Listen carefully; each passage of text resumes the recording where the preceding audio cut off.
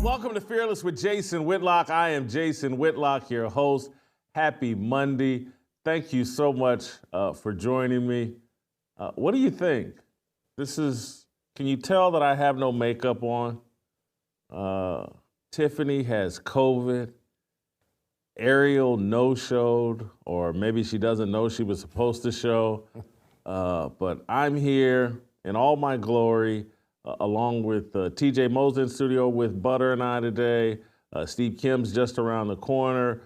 Virgil, Anthony, Kevin are going to be here later in the show. Shamika Michelle. We got a lot to talk about today, and an incredible weekend of sports action and just interesting things in the news cycle. Wow, we got a great show planned for you today. Hope you're ready. Hope you're ready to join the Fearless movement in a real way by going to fearlessmission.com. Go to our site. Use the promo code FEARLESS to save $20 on your yearly subscription to us and to Blaze TV. It's the greatest thing you can do in support of this show. And I'm about to demonstrate to you why you need to support the show today.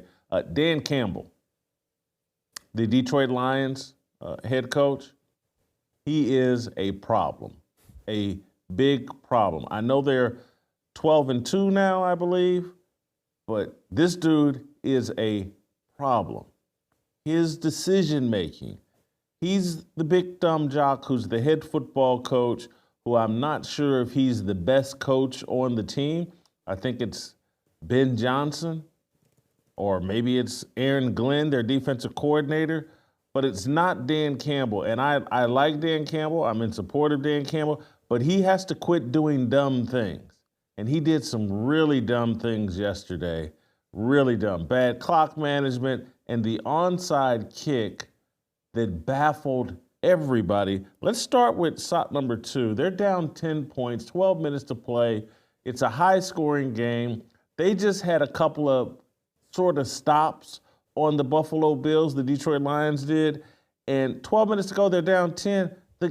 He onside kicks. And keep in mind, this isn't a surprise onside kick. They don't do surprise onside kicks anymore. You have to declare, hey, I'm going to onside kick. There's a 7% chance that you'll recover an onside kick in this new era of kickoffs. A 7% chance. He did it down 10 with 12 minutes to go and momentum, and it really cost him the game. Here's his explanation. Let's play shot number 2, Dan Campbell talking about why he onside kicked. Play the clip. I thought we'd get the possession, you know. I thought we were going to get that ball, and it was one of Bates' best kicks that I've seen him have. That was a big kicker at the end. You know, that thing took a good jump on us, and Hollis made a heck of a play on it. And you know, obviously now sitting here hindsight after them taking it down to the 3-yard line, yeah, I wish I wouldn't have done that. But it is what it is. They declared the onside kick. Buffalo catches it and runs it back to the 3-yard line. He's been getting away with this. Dan Campbell's like a one-man version of the Kansas City Chiefs. The Kansas City Chiefs keep getting away with poor play and have run their record to, are they 13-1 now? Have run their record to this amazing number. But everybody knows the Chiefs are lucky and they're going to get caught. They're going to get caught this year in the playoffs. Everybody, I know it. I'm a Chiefs fan. I'm rooting for them. But the Chiefs don't look good. And Dan Campbell's like a one-man version of that. He continues to get away with doing dumb stuff. And they got beat up pretty good yesterday by Buffalo. But he had a decision in the fourth quarter, too, about misusing timeouts. It was incredible. Let's play that shot as well, shot 1. All right, 3rd and goal with 2:50 left. Davis gets it, picks up about 4 to the 22. All right, so the play was dead at about 2:42. They have all 3 timeouts, and they're getting the ball back with, at worst, a 13-point deficit. And it just keeps going and going and going and going. Literally the last game in this building that they played, he saw Matt Eberflus make a massive mistake when it comes to clock management. And then that field goal ends with 2:03 left. Just wasted 39 seconds for no reason and probably wasted multiple plays. They didn't score a touchdown until there were 12 seconds left. And they burned Steve Kim. Let's bring Steve Kim into this. Steve, you're a big Dan Campbell, Detroit Lions defender fan. Dan Campbell's a problem, man. I know they got a lot of injuries on defense, and that's a problem, but Dan Campbell's a problem. No? I just want to say one thing. Yes, you're right. I am a Dan Campbell apologist. He is still America's coach. Now, this is where I'm honest to a fault. That second point with that video, no argument. Dan had to stop the clock because they were kicking a field goal. And if you just take a touchback, that's up to 3 plays you can run before the 2-minute warning, knowing you need 2 touchdowns. No argument. Jason, I thought about it. I did not like the onside kick when it happened, but I have changed my mind. You say there's a 7% chance of recovering it, right? You know, yesterday there was a 0% chance that Detroit was ever going to stop Buffalo. They did not force a single punt. So think about what really happened. The onside kick happens. Matt Collins catches the ball, takes it down inside the, 5? Well, all they really did then was save themselves 6-7 minutes of torture and actually got the ball back. So, Jason, many times, and I hate that new onside kick rule, but if your defense cannot stop the other team's offense, sometimes you're better off just giving them a short field, praying for a turnover, and then getting the ball right back. Because, Jason, Detroit, after that touchdown, got the ball back with, I believe, 10 minutes and change. Again, you have to play the flow of the game. That defense is now leaking oil. It is now the Exxon Valdez. They have 13 guys now on IR. It was just announced this morning. Aleem McNeil is out for the year.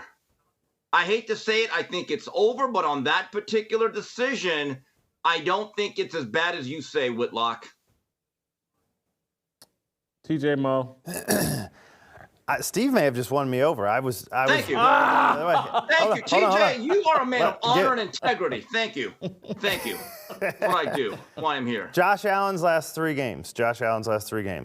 0 sacks, 0 fumbles, 0 interceptions, 1 negative play, and that was a kneel down in week 15.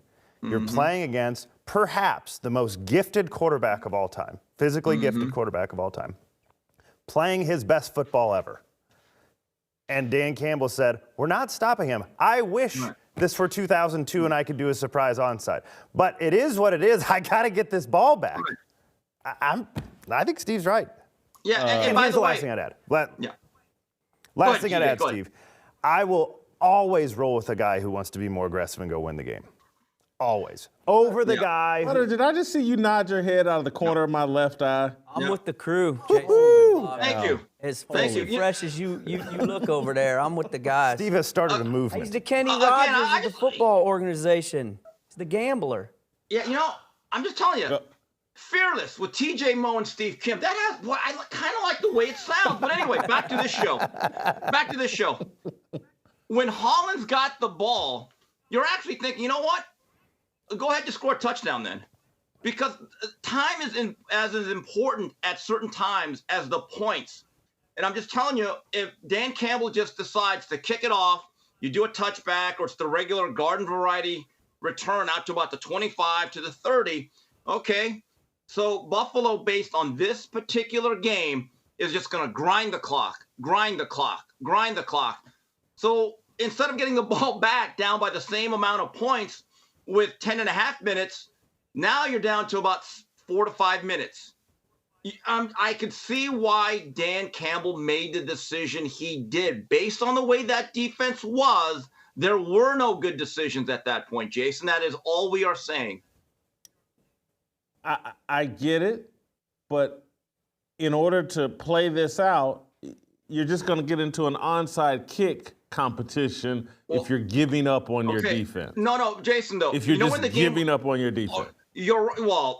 Yeah, that ship be sinking. It's sunk. It's the Titanic. Rose is on that door, and Jack is like floating to the bottom of the sea. It's over. I love Detroit. But, Jason, this game, in my view, was lost in the first 2 possessions when a really good Detroit offensive line, could not handle the pass rush led by Greg Rousseau. And once they went down 14-0, I got the sense, they're playing catch-up. And I look at Detroit overall roster when they're healthy. I think they're as good as anybody. You could have lost Hutch. That's a key loss. He was on his way to a 20-sack season, right? But when you start losing all these other parts, they are now stripped away to the bone. And let's go back last year. I get this whole sense that Dan Campbell's now thought of as a dumb coach. Jason, if Josh Reynolds catches a 4th down pass that he should have caught, he's a genius. That was not a bad decision. That was bad execution by a wide receiver on a 4th and 3. So for you to say that Dan Campbell is some sort of liability, really, you couldn't be more wrong. I'm going to stand on my convictions here, stand on business. Look, from when he makes a mistake later in the 4th quarter, mismanaging the clock, he's just doing too much. No argument there. He's doing too much. You're trying to win these games from the sidelines is always a mistake. Let the players on the field win the game. Call the game. There's a right and a wrong way to lose. You start becoming Kenny Rogers, the gambler, and now you got to live up to that brand, and that's how you get in playoff games and make more dumb decisions because you've got this brand. You'll gamble. You'll do anything. You'll go for 4th and 2 from your own 12-yard line or whatever. It's going to bite them in the rear. I want to move on because I don't want to stay negative too long because there was a lot positive to this game, and the number one positive is Josh Allen is the MVP. Yes. There is no competition. Some people are saying it's between he and Lamar Jackson. No, it's not. It's between Josh Allen and himself. Can he run through the finish line here without some collapse in the last 3 regular season games?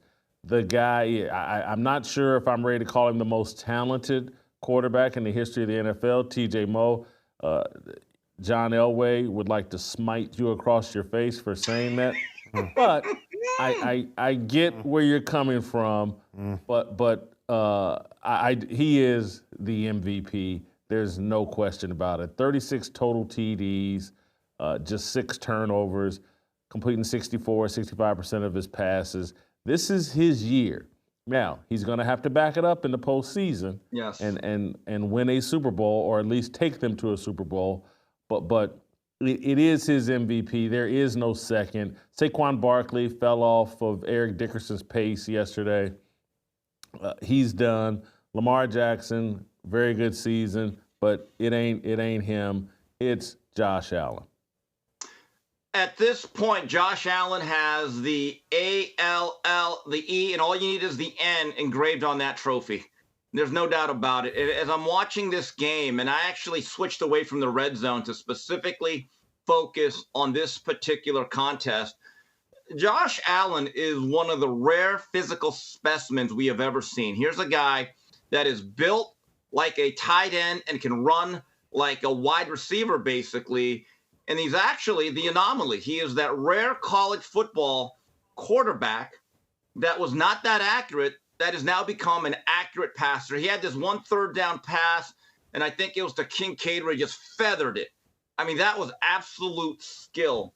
And I thought of Cam Newton, but I'll say this. As much as I like Cam and as great as he was in 2015, I think Josh Allen is a more skilled, developed touch passer than Cam was, even in that particular magical season with the Carolina Panthers.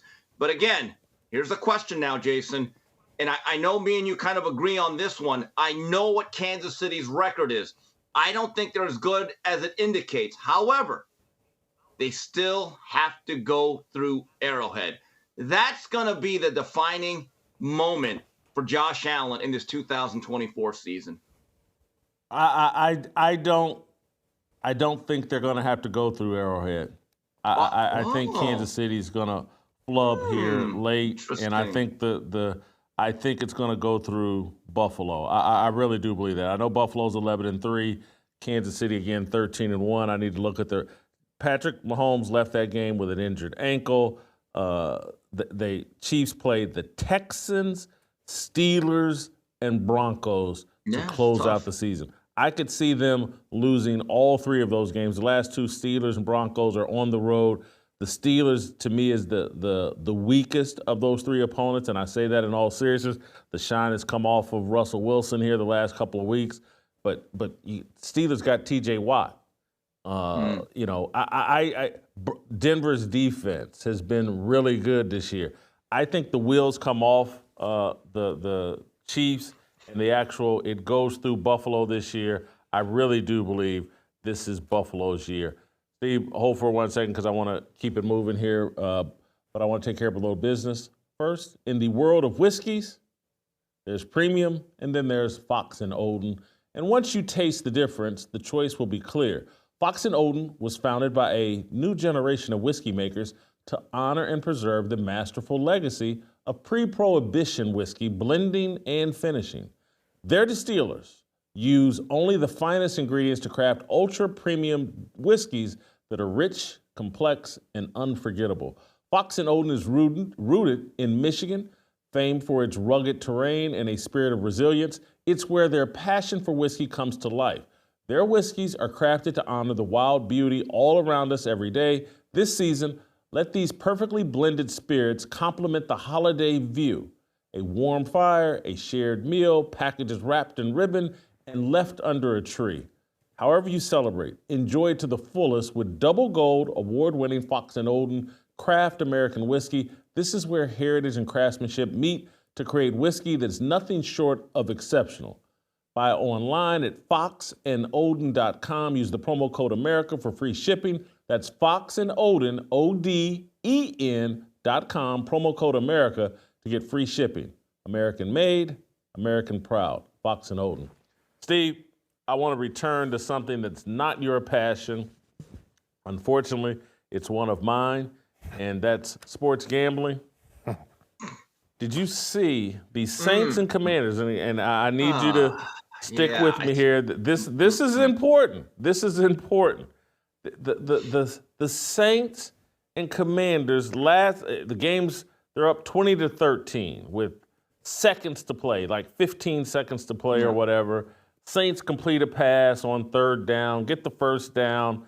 The clock mysteriously stops at 9 seconds for like 3 seconds. And somehow whoever the guy was filling in for Derek Carr, spikes the football. They get this last second touchdown. They go for 2. They end up losing by 1. And I'm telling you, as a gambler, I'm sitting here irate. Like, hey, man, the NFL and all these media companies are in bed with the gambling companies, and officiating and refereeing gets more and more mysterious. Sean Hockley was reffing this game. They had to put out an explanation. Pool reporter went in and asked questions. Let me read the transcript. Question. At the end of the game, it was the third to last play. The Saints completed a pass short of the goal line, and the clock kept running, and it appeared that the clock stopped at 9 seconds. I was wondering if you had an explanation for the stoppage. Sean Hockley, the covering official, mistakenly stopped the clock in that situation. The clock should not have stopped. Question, was there any consideration of reviewing the stoppage? Was there anything that could have been done after the fact? Hockley, no, it's not a situation that is reviewable. Question, when were you all aware of the mistake? Hockley, that's all I have for you, Luke. The covering official mistakenly stopped the clock at 9 seconds, and it's not reviewable. And everybody said, hey, man, what's the big deal? The Washington won. If you're a gambler, you had teased that game 6 points to 1.5. You got screwed. If you bought the hook, the game went off at 7.5. You bought the hook, the half point, and got it at 7. should have been a push. Instead, you lost money. The NFL is in bed with these gambling companies, and the officiating continues to get more and more mysterious. Tomorrow, there's a hearing in Congress about gambling and sports leagues and what's going on and all this legalization. If it wasn't until 2021 that the NFL got in partnership with these gambling companies, and you cannot convince me and others that the officiating hasn't gotten more and more mysterious the more the leagues have grabbed hands with the gambling companies. This is a serious issue. The NFL at some point is going to get sued. People are going to have questions like, what is going on? This isn't legitimate. They stopped the clock for no reason. This isn't college football. Your thoughts? Well, it's very clear. In college football, they actually amended this rule recently. In college football, inside 2 minutes, a first down stops the clock. In pro football, it's much more difficult. That clock is supposed to run after every down. Okay? So, man, we have come a long way, Jason, because when we were growing up, in terms of gambling, which was absolutely taboo, and I still remember when Jimmy the Greek, every time he predicted a game, if a team was favored by 7 points, he'd tell Brent Musburger, I like the Raiders by 8. Wink, wink. So you let the wolves into the hen house here. What did you think was going to happen? The other question that I have is that is such a heinous mistake. Okay? It's not like missing a holding call in the middle of the third quarter. What if that was a playoff game? The other thing that is really maddening, and I do realize that these officials are graded, okay? And I guess at times they do get relieved of their duties. What's going to happen to that official other than he's going to work next week? I think there's something very mysterious about that. That is one of the more fundamental things that you know about the National Football League. Unless the ball is out of bounds, right, and the guy's moving forward and they wave it up, everything else, the clock usually runs. There's something very suspicious about that. And I don't think we'll ever truly get an answer. I think it's going to undermine and is undermining the integrity of all these professional leagues. This conversation is going on nonstop on social media. For someone like me, hardcore football person, every time I watch these games, I watch the refs hand out first downs with the illegal contact beyond 5 yards. You can call that on any play you want. And they can, and again, I know because of technology, they have cameras everywhere. You can sit up somewhere in a control room, have all these different cameras, and say, you know what, we need a call right now. And you can, all these officials, why do every one of them have an earpiece? Every one of them has an earpiece. Who's talking to them? Who's potentially saying, get that flag out, buddy. You didn't call that illegal contact, but we need it here. They just hand out first downs. They take away sacks, the whole deal. This gambling thing to me, TJ, and the relationship between the leagues and how much money's getting passed along, and we've been through Tim Donahue and the whole NBA thing, and the NBA's credibility. We're all talking about why no one believes the NBA's on the up and up. And I think we're headed that direction as it relates to the NFL. Yeah, allowing the product, allowing the NFL to take money from an outside source is roughly the equivalent to me from allowing, which we do in America, allowing doctors to take kickbacks from pharmaceutical companies. Yes. It is exactly the same thing. Why does the NFL get to take money if the players can't take money and what's the difference? Because the NFL gets to dictate what the referees do, just like the quarterback gets to dictate how the game goes. And so this conversation should be had. It should be illegal, not just against the rules in the NFL and, hey, we don't take money. It should actually be illegal. Congress should pass something that says you cannot do this to people. This is against the law. You will go to prison. I was talking to a buddy of mine that I used to be friends with when I was out in Las Vegas, and you know, he's a hardcore gambler. And he's like, hey, man, you do realize that they're just an entertainment company. And so the games don't have to be on the up and up. And I used to see that over Twitter, and I was like, man, are you serious? I see that over Twitter. He goes, no. They've been sued before. and they argue in court that they're an entertainment company, and they can manipulate the outcome, that they're no different than the WWE. Go ahead and toss it. I mean, throw a fastball. I know why you were a lineman. All right, now we're That's nowhere on tape. That's live. Yeah, come back here and get this. We can't even cut that out. Geez. That was a fastball. I don't know. It hit both your hands. Oh, man. Holy cow, Jack. Edward Scissorhands here. Jeez. But you gamble or no? Yeah, I'm a gambler. I'm degenerate. Hey, Jason, a little clarity. Those earpieces, they're listening to replays of the Fearless show. That's the thing. I'm sure that's it. The question you have to ask is, what was he confusing that call with? Yeah. The college game. I mean, so to Steve's point, this rule changed in 2023 in college. Some of these refs Is he a former have college? come from college. I have There's no no confusing what that play could have been called dead for, I guess. I don't know if these refs work college and pro. We don't know who previously did, though. Right. Oh, yeah, you're right. Who got elevated? Yeah. And to your point, guys, we're in week 16. It's not week 1. I get it. But you worked a lot. Let's say you're a first-year NFL official after being a 10-year NCAA referee. Guys, we're in week 16, 17 now. You should know that rule, bottom line. They may not have had to deal with it at near the end of the game, though, as particularly in crunch time when you're at the 3-yard line. And so it's all your thinking goes out the window when you're trying to figure stuff out. And I said this to Jason yesterday because I remembered there was a rule change. Couldn't remember if it was the NFL or college.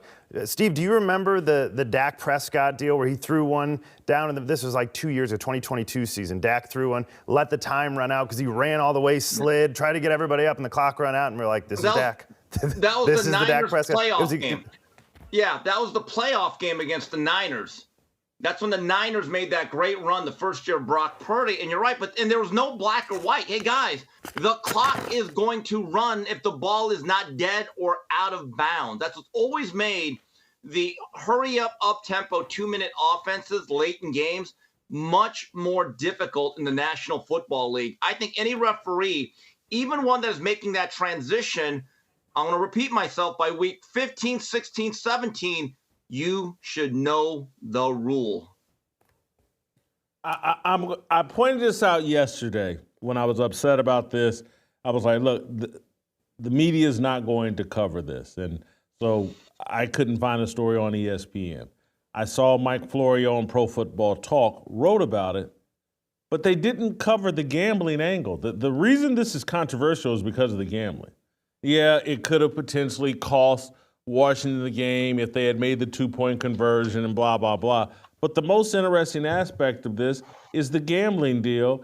And of course, Pro Football Talk, NBC, they're in bed with the gambling companies, no different than anybody else. And so it can't be discussed in corporate, legacy, mainstream media, but it should be. Roger Goodell should have to answer for this. Like, hey, man, doesn't this undermine the credibility of your league? Because your fans are sitting out there going, hey, man, I got money on this game, and someone's playing funny with the clock. And to whose benefit? And I think on Wednesday, we're going to go through this congressional hearing on Tuesday, and then I'm going to bring on a professional gambler who's been all over this, who lives out in Vegas, and who has, a much more cynical view of what's been going on in professional sports and in the NFL. We'll do that on Wednesday because I think this issue is important to sports fans because, everybody is playing some sort of fantasy football or everybody's trying to make a little money off the NFL and the NBA or whatnot. And I think they're doing it naively. I know that I am, based on what friends of mine who gamble very seriously. Like, man, I don't think you fully understand what's going on here, and your audience needs to know. I'm going to keep it moving. I want to keep it moving. I don't want to spend too much time on this. Let me take care of a little bit more business before we move on. I got to take on Tua Tagovailoa. But before that, I want to talk to you guys about our mission here at Fearless as it relates to supporting preborn. Preborn is one of the greatest organizations in American history. It saves babies' lives by providing expectant mothers an ultrasound. Expectant mothers that are considering aborting their babies are more than twice as likely to choose life once they've been introduced to that baby's heartbeat and the baby's image inside the mother's womb. Once she chooses life, preborn steps in, steps up, and provides the mother and the child up to 2 years of support through the pregnancy and through the baby's first 2 years of life outside the womb. Preborn is amazing, and our money is what keeps preborn able to do this. We pay for the ultrasounds. Ultrasounds cost $28. 5 ultrasounds cost $140. Preborn saves 200 babies a day. We help make that happen by supporting preborn. Preborn right now is looking for leadership gifts of $5,000, $10,000, $15,000. But if you can only give $28, only $280, only $2.80, it all goes to a great cause. And quite frankly, if you want to be selfish about it, it's going to make you feel better about yourself, about life, about your purpose in life. When you save a baby's life, when you sacrifice your own finances to save a baby's life, it's going to make you feel good. And you know, there's deeper reasons to do it than that, but dang it, who doesn't want to feel good during the holiday season? I couldn't think of a better reason to do it. I can't think of a better time to do it than right now. It's your gift to Jesus Christ. You saved a baby. You can get on your knees and tell God, hey man, I sent $28 to preborn. I sent $5,000 to preborn. Jesus, I did it for you. I saved a baby's life. That's your gift. That's who we should be giving gifts to, Jesus Christ. Do that by supporting preborn. 2 ways to do it. Pound 250, say the keyword baby. Pound 250, say the keyword baby. Or give the way that I prefer to give, preborn.com/fearless. Preborn.com/fearless. It's part of our mission here at Fearless. All right, Steve, I want to come back to you. I'm just going to make a big declarative statement here. Tua Tagovailoa is Dak Prescott. The Miami Dolphins will win nothing with Tua Tagovailoa as their quarterback. I watched much of that game yesterday. His interceptions were ridiculous. The Texans could have been beaten, but Tua would not cooperate. He threw 2 horrible interceptions late. I just don't. He's Dak Prescott. He's not the guy. For the Dolphins to get held to 12 points with those weapons, with Tyreek Hill out there playing, it makes no sense. I'm off Tua. I just don't take him that serious as an NFL. Great kid. He's just not. He doesn't have the arm strength. Tua Tagovailoa, Dak Prescott 2.0. Your thoughts? I agree with that, and I'll go even further. In the immortal words of Brian Billick years ago, when I think he was frustrated by the whole instant replay, he said, it's time to blow the whole thing up. This doesn't go just with Tua. This goes with Chris Greer and their coach, Captain Capri Pants. It's over. They have to blow that whole thing up and start it over. And that's a team with a lot of speed, a lot of finesse. They look pretty at times. There's no physical toughness. And now the local media in South Florida, I've heard and read some things, they believe the way Mike McDaniels practices and conducts his whole business, it's a little bit soft. And they don't look like a tough team. And I just think this goes beyond more than one player, because one thing I've noticed, and again, yesterday was not a great day for Tua, but that offense is still a lot better than he is. But as I've told you before, Jason, I've been told by people that really know football, a schematic advantage at the National Football League, you get that for about a season to about a season and a half. Well, it's been a while now, and you see that these offensive explosions for the Dolphins, they're much fewer and far between than they were, let's say, 2 years ago. So again, to be fair to Tua, is he part of the issue? Yes. But is he the whole issue? Far from it. I'll go back to what I said earlier in the year. Deion and Shador would make some sense in Miami. Well, the evaluation of Tua shouldn't even get to Dak. He's Glass Joe. It doesn't matter. You don't build your franchise around a guy that's not going to be there next year, or certainly won't be there in 2 years. So Dak's probably a better player than he is. If you go look at the stats, Dak's had some really good years, certainly. He collapses in the playoffs. Ask Justin Kraut. He knows. He's not going to be a guy that can do it for you. But I never plan anything. Don't plan your life around temporary things. Tua is a temporary thing. He's 26 years old, and we have already had in two separate seasons, discussions about whether or not this guy should retire. That should be the end of the conversation. Tend to agree with you there. Can't count on him physically, and he's just not, even right now, even when healthy, he's just not elite week in, week out. And I'm just, they were inside the 20. Worst case scenario, they get a field goal, cut the game to 5. He throws a back shoulder pass to the DB, who had clear inside position. I think it was Singletary that picked that one off. And then he comes back and underthrows Tyreek Hill along the sidelines. That's picked off. I'm done with Tua. Yeah, go ahead. Yeah, but the cornerback is Stingley, very good young player from LSU. Keep this in mind about Dak. He may not be worth $60 million, but at least with Dak, you got 3 consecutive years of 12 wins. And I believe last year he was runner-up in the MVP race. I don't even think Tua's done that. Keep that in mind. Dak's been pretty good. Not elite, but he's been better than Tua. Hey, I want to run this by all three of you just real quick. Just first thought, Butter, we'll start with you. Patrick Mahomes and the Kansas City Chiefs will not win the Super Bowl. I disagree. Why? I think that you're looking at something that is history in the making, and I believe that this three-peat is going to happen. He's got a gut feeling, and is what you just said. Is that what you just said? I just said I have a gut feeling. He's got a gut feeling. TJ? I mean, you should have just led with that. I'm trying to think of all of the teams that I'm certain are better. And so Buffalo's the obvious one. Beyond that, you could argue the Ravens. That's in your own. That's before you even get to the Super Bowl. Who else am I missing here? You should have just said no. Detroit. Detroit's in the NFC, though. I'm talking about in the AFC here. I think there are minimally 2. There's probably 3, potentially 4 teams better than them in their own conference. Yes. That's their biggest They're problem. so underestimated this year. The way that they're winning games with their lack of offensive productivity, that's going to lock in. They're going to get this locked in, and they got a few more games. Last time we saw Pat Mahomes, he was on a cart. Yeah, he would have played if it was a playoff game.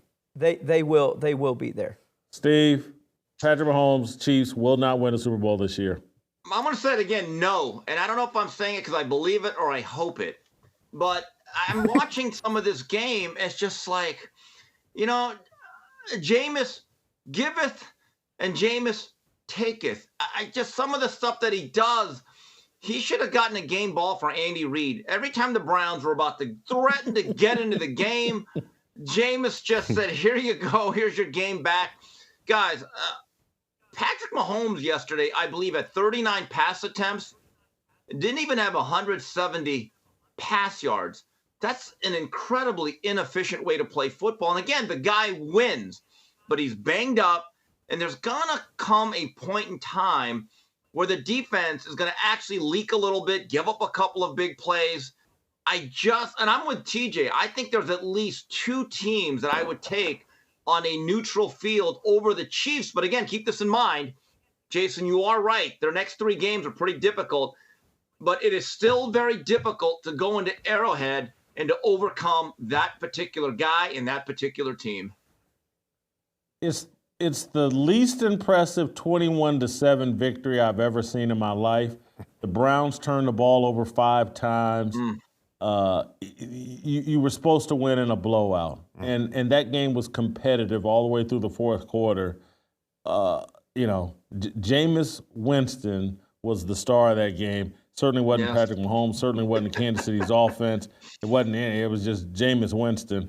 Let me do this one more time with a different topic. What's my declarative statement here? Jonathan Taylor should be, but won't be, the last idiot in the NFL who's thinking about celebrating more than he is scoring a touchdown. Jonathan Taylor dropped the ball crossing the goal line. That damn football is just not that heavy. I don't understand why guys need to release it early, but I do know why, because they're all fantasizing about what celebration move they're about to get into, what dance step they're about to get into. TJ, you're the only one you're the most recent guy to be in an end zone. I did score a touchdown in 8th grade. Yeah, 8th grade and 9th grade. Probably not on a pass catch. Actually, my last touchdown in 9th grade was an interception that I took 70 yards, by the way. So, TJ, your thoughts here. What is going on with these guys? Well, I think you're exactly right. These guys, particularly now that they loosened up the celebrations, for a long time. Do you remember the bob and weave with the old Rams? The Rams. They outlawed that once upon a time. The 99 Rams, Torrey Holt came up with it because he was a big boxing fan. They all did the bob and weave, and then like the next year, they're like, no more bob and weave, you can't do team celebrations. So that's when you started. And then you had T.O. do all of his, stuff with the Sharpie. And so they cracked down on it for a while, and this is the no fun league, you can't do anything. Well, I bet all the coaches wish they had those rules back right about now, because everybody's trying to figure out what version of the what's the thing The Jordan gritty. Jackson does? The gritty. The Thank gritty. you. The gritty, or even the Trump dance. Like, everybody can't wait to think. You know what they all need? They need to be less athletic, because guys like me never had this problem because I was scared to death I was about to get caught, and so I always ran through 100% of the way because I didn't even think I was going to get to the end zone. So all these guys are just a little bit too athletic for their own good. Controversial here. Is that a correct word? Controversial. Yeah, it is. I just asking, guys like you, but do white dudes do this? I don't see a lot of white dudes dropping the ball. And I'm not saying that there's any reason for it. I just Coach JB Christian says that all McCaffrey's the the only time. running back. No, there's some wide receivers. Yeah, Lad McConkey scored I've just yesterday. never seen a clip of a white dude dropping the ball before. I looked for it. I couldn't find it. Buddy, Coach you may JB be says right. that all the time. Coach He JB does? says that all the time. Oh, yeah. I'm in a text thread with him and Eric Weddle, who made about 6 Pro Bowls. And it happened yesterday. And JB says it all the time. And when I'm with him at Football Palooza, he goes, I've never seen a white guy do that. First of all, that particular celebration is almost like saying, I'm so cool, I'm going to drop the ball as soon as I'm 1 inch after the pylon. First time I ever saw it was Deshaun Jackson, his rookie year. But unfortunately, back then they didn't actually review it and they didn't overturn it. Here's what's going to change it, if it ever changes, is a coach says to any player that does it, even if it's your best player, and Jonathan Taylor's a really good player. Maybe he's too good, you can't bench. But somewhere along the way, there's going to be a leader of the team that says, hey, you, come over here. You want to look good, huh? Good. Look good right on the bench. You're benched the rest of the game, and I will decide your starting status for the next few weeks. Until someone has the foresight and the fortitude to do that, I don't think it's going to change because there's not enough of a deterrent. But it reminds me of a phrase from the great Jimmy Johnson, 4-star general of the gridiron. He once said to a player, and I think it was Michael Irvin, tried the one-handed catch. He said, oh, Michael, do you want to be pretty or do you want to be good? The focus is be good. So you've given me a lot to think about, Butter, and I just put that question out via Twitter or X about and so in order to make this mistake, you got to be outrunning everybody to the end zone. That's my point. That's You're making my one point. of the reasons. That's one. Yeah, because That's funny. you catch the ball in the end zone and you can't Doesn't matter. do that. Yep. You barely beat guys across the end zone. You're less likely to do it. But if you're Used to out in getting front, there as well. yes, used to get. But I do think it's a fair question because George Kittle or some of these tight ends or whatever that Kittle does regularly. Kelsey did it right. I mean, Kelsey would run away from guys for a while. Yeah. Christian McCaffrey certainly running away Yeah. from guys. So Yeah. there are some, but not nearly as many chances. Okay. Now, if you guys remember, Steve, you'll remember this because you remember everything. Do you remember, I think it was 10 years ago, no, longer than that, Utah was playing Oregon in a ranked matchup. It was 17 versus Oregon was 4. Utah threw like a 78-yard touchdown. Guy drops it at the 1, and the entire team went to go celebrate, and nobody blew the whistle because it wasn't over. The ref just waiting for the. Oregon picked up the ball and ran it 99 yards back for a touchdown. And it was, it led Sports Center. Nobody's learned their lessons still. We've been doing, we're going, Deshaun Jackson, how long has he been out of the league? Because Deshaun did this, I remember, Steve, what you're talking about, where this was like I don't know if that would have changed the game, I can't remember, but I remember having that discussion at the time. Yeah. Why can't you review this? This is crazy. Well, TJ, that was in 2008. I followed Deshaun Jackson's career pretty closely. He went to Long Beach Poly, so I was pretty interested in it. So that was 2008, but he also did that in a high school all-star game. And I remember years ago, TJ, you may not even remember this. There used to be a thing, and this eventually got outlawed for a while, where guys were heading into the end zone. If no one was around them, right around the 3-yard line, guys would jump into the end zone, dive into the end zone for no problems, and, roll around. And they outlawed that. And there were a couple of times, and it actually cost the team one time, because I remember ESPN played it up. A guy misread the yard line and did it at the 7. And instead of taking a blocked field goal for a touchdown, he dove and he was down at the 1-yard line. So this is all about being cool, because remember what the old phrase was, act like you've been there before. So Barry Sanders does what he does, hands over the Wilson to the official. Well, this is the cooler version is, I'm so cool, I just let the ball go as soon as I can. That's really what this is. It's become the anti-celebration celebration, in my view. And Iowa football, kid named Loudermilk in 2014 dropped the football before crossing the goal line. My Twitter feed is amazing. Anyway, go ahead. Now, Steve, it was the Army All-American Bowl. I actually remember watching that when Deshaun Jackson did that. So he picks the biggest stages to be a total idiot, right? This is what everybody does. I can't figure it out either. It's a lot of you should, especially in the NFL.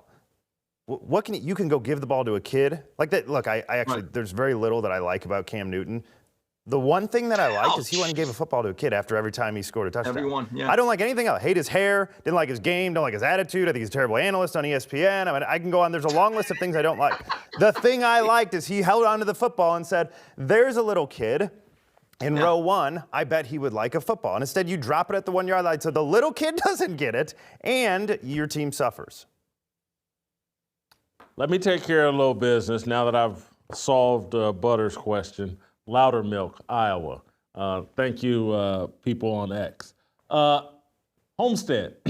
A nuclear blast devastates Los Angeles, throwing the nation into chaos in Angel Studios' upcoming film, Homestead. Coming to theaters December 20th. Amid chaos, an ex-Green Beret joins a pepper compound. Love grows, truth arises, and a community unites. Packed with heart-pounding tension, moral dilemmas, and a story that cuts to the core of what it means to survive, Homestead explores the humanity behind the apocalypse.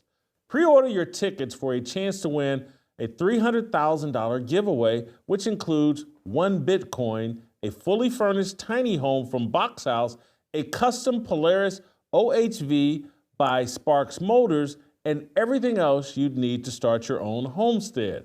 Pre-order tickets for your chance to win at angel.com/Jason. That's angel.com/Jason. See you in theaters this Christmas season. Steve, I want to switch up a little bit from football and talk a little basketball. Your man, our man, LeBron James returned to the hardwood last night for the Lakers. Put up like 18 points, 8 rebounds, 8 assists, 2 steals. No explanation, though, of why he disappeared. And J.J. Redick doesn't seem to be concerned. He says he doesn't know why LeBron disappeared.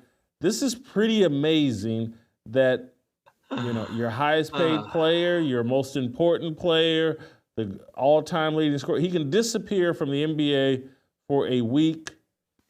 No explanation needed, just return. He doesn't give much of an explanation other than something about he had foot soreness. Do we think that Kobe perhaps hopped on LeBron hopped on a plane to Germany and had some blood work done here, or what do we think happened here? Yeah, he seems to be nice, fully refreshed and relaxed and rejuvenated. But I just love the fact that J.J. Redick doesn't know. Look, he knows. He's just not allowed to say why, and that's why he's in that place. But this goes beyond. I think there's two issues here. Number one, and I'm going to repeat myself, the Lakers are no longer a serious franchise. They are letting the tail, a very important tail, by the way, wag the dog. This has become absolutely farcical. We used to be a franchise of Phil Jackson and Pat Riley. We had real leadership. Now, as Logan Roy would say, we are not serious people. We are morons. And this has become an absolute travesty. But again, to a larger issue now, when an iconic name, and that he still is, no matter what me and you think of him, Jason, he is among the most important athletes in America still, probably still the most recognizable basketball player. In the middle of the year, early in the year, just takes off, doesn't play. Regular season is not important. And this all ties into what is happening in terms of the disinterest of the American public about this league. Nobody that I know of in their jobs could just suddenly take off for a week and a half with no real explanation and just come back and say, okay, I'm ready to play ball. There are so many layers to this. I'm going to say it again. As a Laker fan in recess, I can't wait till this charade is over. I can't either, but I'm enjoying this. I thought, excuse me. Bless you. Excuse you guys talk. I may got one more of these. Yeah. Well, Steve, go ahead, Steve. no, TJ, go ahead. Look, I'm done as a Laker fan till this is over.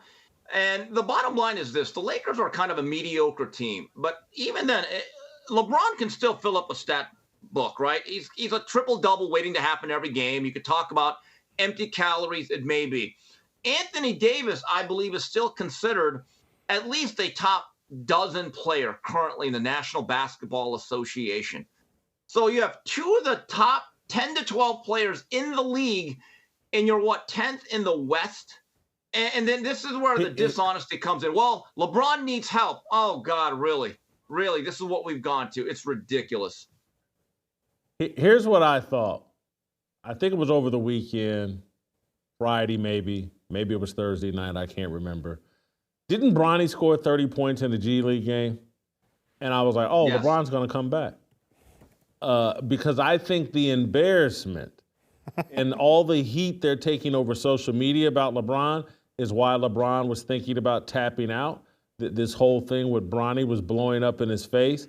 I think Bronny scoring 30 points and justifying his next appearance on a Lakers roster perhaps bailed LeBron out.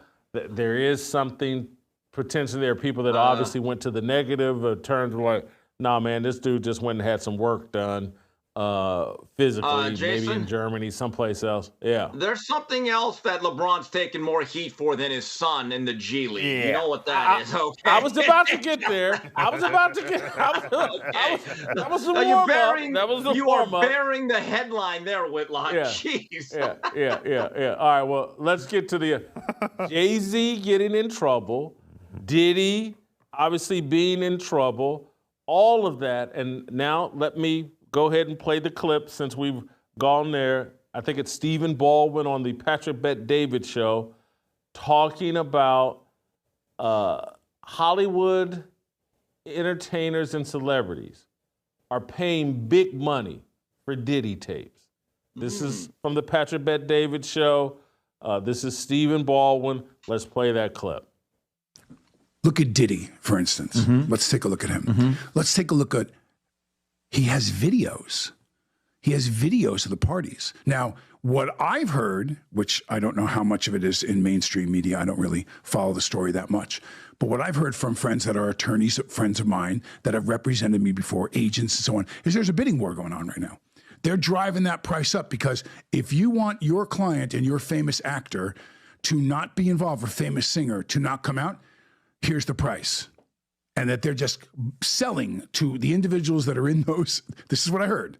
They're selling those videos. So if you're Tommy X, and Tommy X is a big, big movie star, and he was at some of the Diddy parties. He was in one of those bedrooms with 3 other men, and he's happily married to a woman, and blah. Tommy doesn't want that video to come out. He does not want it to come out. Same thing for Jeffrey Epstein. Now, the interesting thing about the Epstein and the theory about Epstein is we know he filmed people for sure on that island. He has a lot of movies, a lot of films of people that are very, very powerful political figures, and entertainers, business people. So, do you really believe that Jeffrey Epstein killed himself? Of course not. Of course not. Yeah. Yeah. Okay, so there's other theories that he's in Lebanon. He never died at all. That having the weight of owning those films right now over people. So will Donald Trump release those films? I believe Donald Trump probably has a lot of friends that are in those videos too. I don't know if it behooves him to release them either. But what happens if iconic African Americans or iconic Japanese Americans or iconic Anglo Americans, former presidents, so what happens if they're in those videos? What does that do to the herding of the sheep? Because I believe that's exactly what we're experiencing. Look, Joe Biden is passing out clemency and pardons like, Bodie Broadus on a Baltimore corner in the old Wire. For those of you that may have gone over you guys' head. But anyway. Record pace, though. Most pardons in history. Yeah. 5,000 already. Well, yes. Some of them are for marijuana. But yes, he's given out a bunch. There's no question about it. And look, even marijuana, I'm not for this all like, hey, marijuana's no big deal. Yes, it is. Anyway, let me get back on course here.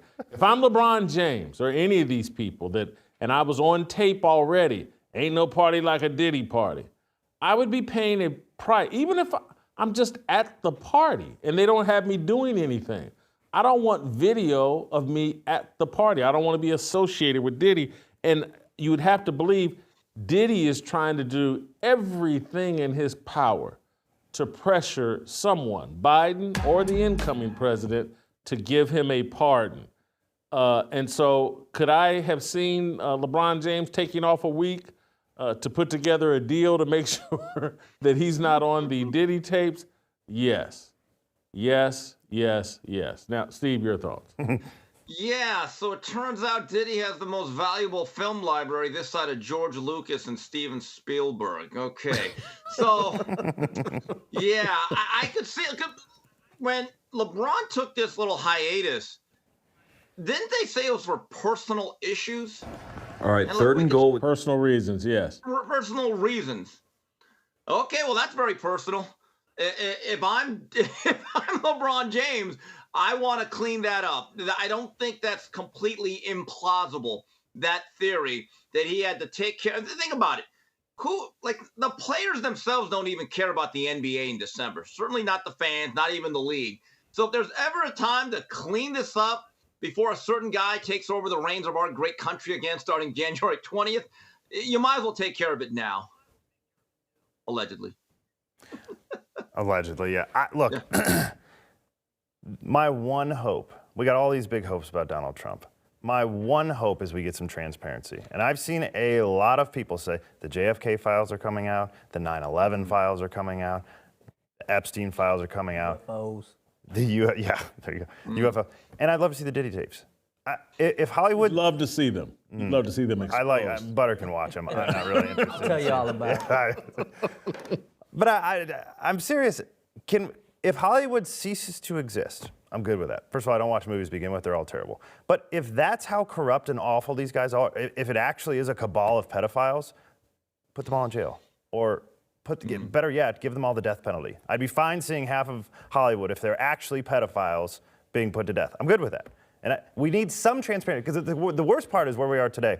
Everybody just, I don't think people assume anymore. Everyone knows the government killed JFK. Everybody knows that, as Stephen Baldwin said, there are a lot of high-level political figures that were on that Epstein Island, and most people assume that there was a president pretty close to this century, that Bill Clinton and many others in those tapes. And so do we just walk around and pretend? Bill Clinton is this past year out campaigning for Kamala Harris, and people are taking his opinion. That guy probably shouldn't be ever heard from again. This is just, we all just walk around with these assumptions that Hollywood, like we're surrounded by pedophiles and awful people, and it'd be nice to get some transparency. So yes, if LeBron's in that, I don't care if we see or hear from LeBron ever again.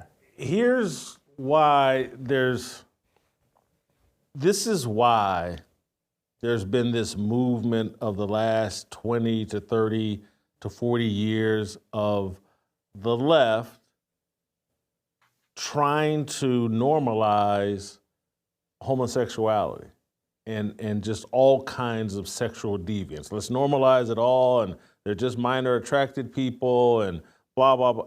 And because if it's all normalized, when it all gets exposed, well, it's no big deal. What do you mean? They were just there for a big orgy. And yes. Like the marijuana thing you just talked about. After the fact, well, it was just for marijuana. Well, at the time, it's against the law. Yes. And throw them in jail. That's what they're hoping for. Yes. And look, my father told me this years ago that, sex and drugs go together like peanut butter and jelly. And so all this sexual deviancy, much of it is alcohol and drug fueled.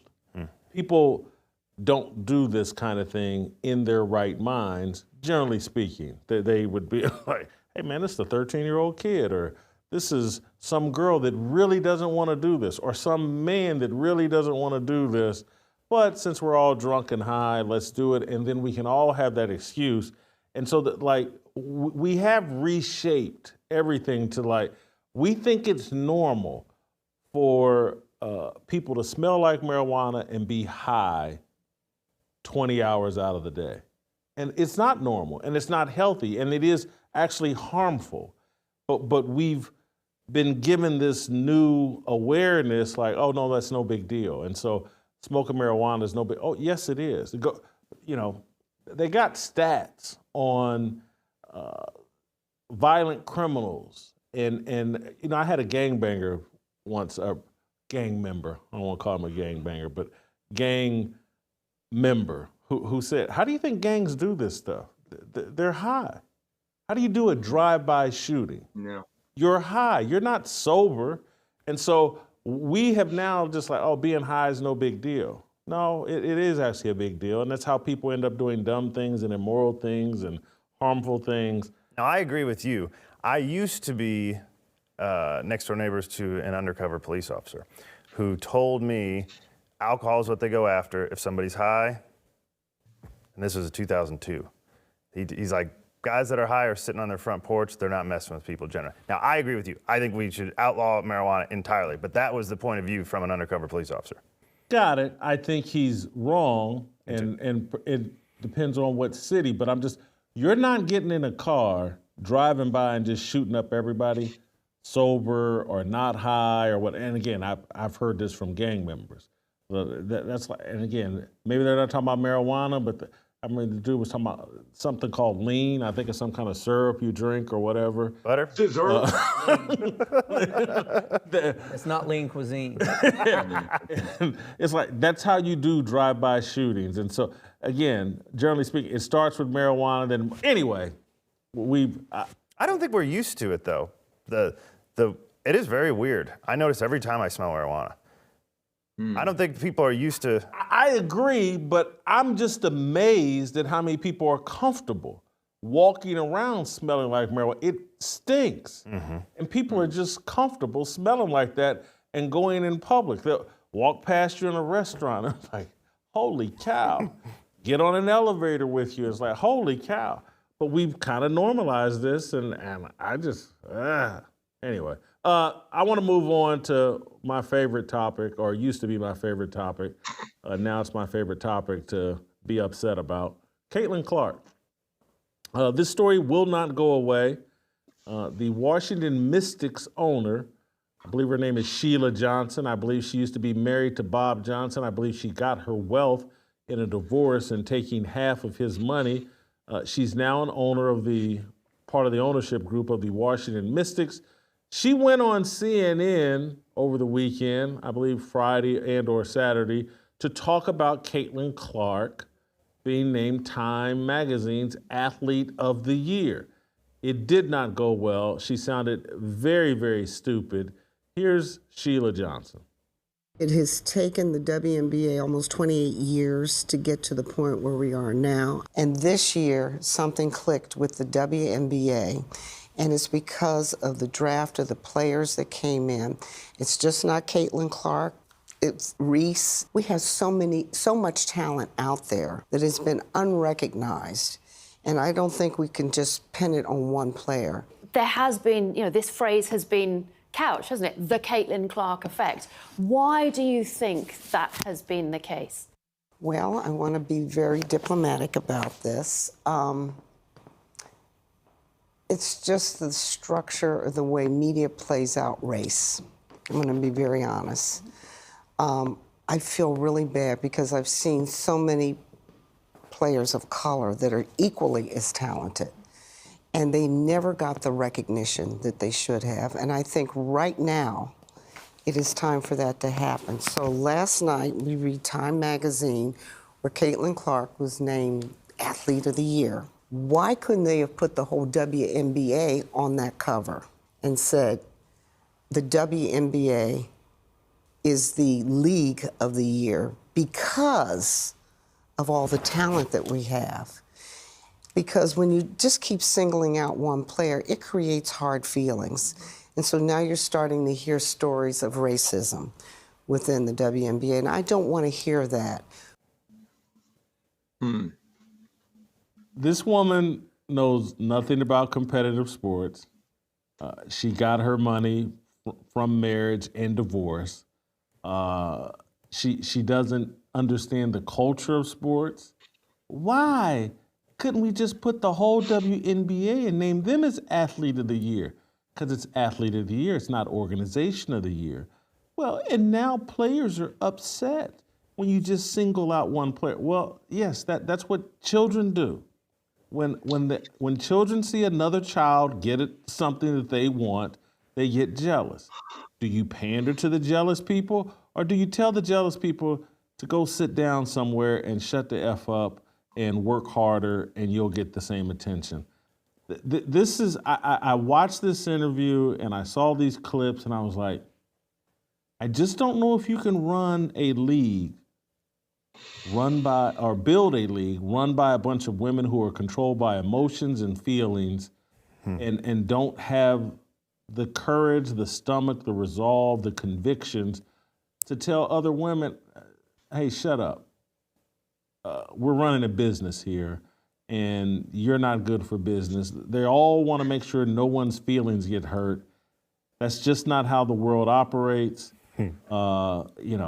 Catlin Clark's made it. We'll just start with Sheila Johnson before I move the conversation on to Catlin Clark. But Steve, Sheila Johnson, your thoughts? Well, I think she's very symbolic. I mean, just like that league, she has benefited greatly from the hard work of men. That to me is what really stood out there. But in listening to certain clips of this interview, there's a theory in life, and I hope this doesn't come off as arrogant, but your goal is to be envied, not to be pitied. This league runs on pity. They beg for it, they ask for it, they use it as currency. And a lot of this is a guilt trip.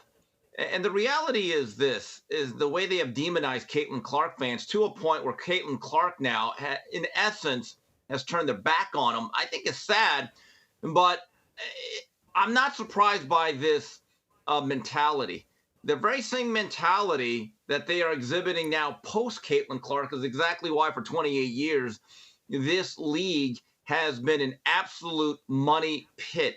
I don't see it changing because the problem is now you are now alienating the people that decided, even though it may be based on one player, to actually invest in the league.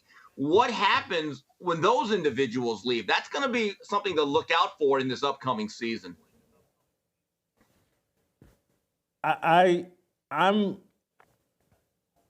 People are accusing people like me and other conservatives of canceling Catlin Clark. And I don't think that's what we're doing.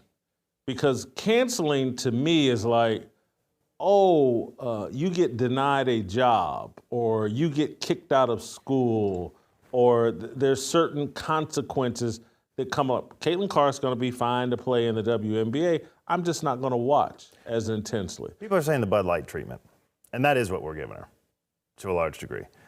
Bud Light can still exist, still sell your beer at every place you want. I'm just not buying it. I don't drink beer anyway. But a lot of beer drinkers decided not to buy it, and that's what happened. That is what conservatives are doing to Catlin Clark. This should be the Bud Light treatment. Hey, we didn't ask you to be conservative. We asked you to stay neutral. Don't even tell us what you think. You could be the most woke, liberal, crazy person behind closed doors. Say it in the locker room. Don't let me hear it.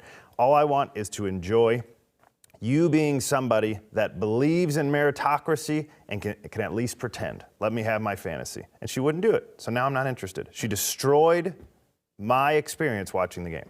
Still think it's about lecturing. I think the Bud Light scenario was more about the lecturing that the ad agent gave than the person on the can. In this scenario, Catlin Clark is lecturing people. That's not why we turn to sports. How happy was Sheila Johnson's husband in those divorce negotiations when she took half the Mystics, though? He probably was real happy on that deal. You know what I'm saying? Can I inject one other thing here? This is interesting. I just came across this. So we're all pretending that Catlin Clark, she's bought in, or at least has to pretend. Her brother, who does not have a big following, some people get it by just knowing the person, but he's only got 676 followers.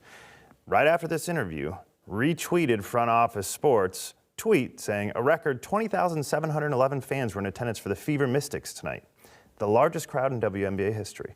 So he's pointing out, hey, cut the crap, it was all my sister and you guys know it. Yeah, that's different. Go ahead. Yeah, Steve. I mean, look, I've used this analogy before, but I remember the night that Kobe Bryant scored 81, late January of 2006 against the Toronto Raptors. I looked at the box score one day, and Sasha Vujacic scored 3. Well, Sheila Johnson's like Sasha Vujacic saying, well, me and Kobe that night, we combined for 84 points. And let's be honest, there is a Catlin Clark effect. To deny it is not being honest, but this is whole part of this whole Marxist ideology that exists with that league, which I think a lot of people are turned off by, is that you are not allowed to be honest about the most basic, simple facts. My problem, Catlin Clark was a narrative experience in terms of many of us thought like, hey, we don't know her politics, but she's going out on that court and embarrassing a bunch of angry, finger-wagging lesbians that are telling America, you suck, and I won't support your national anthem, and we're all victims here, and we're not paid enough.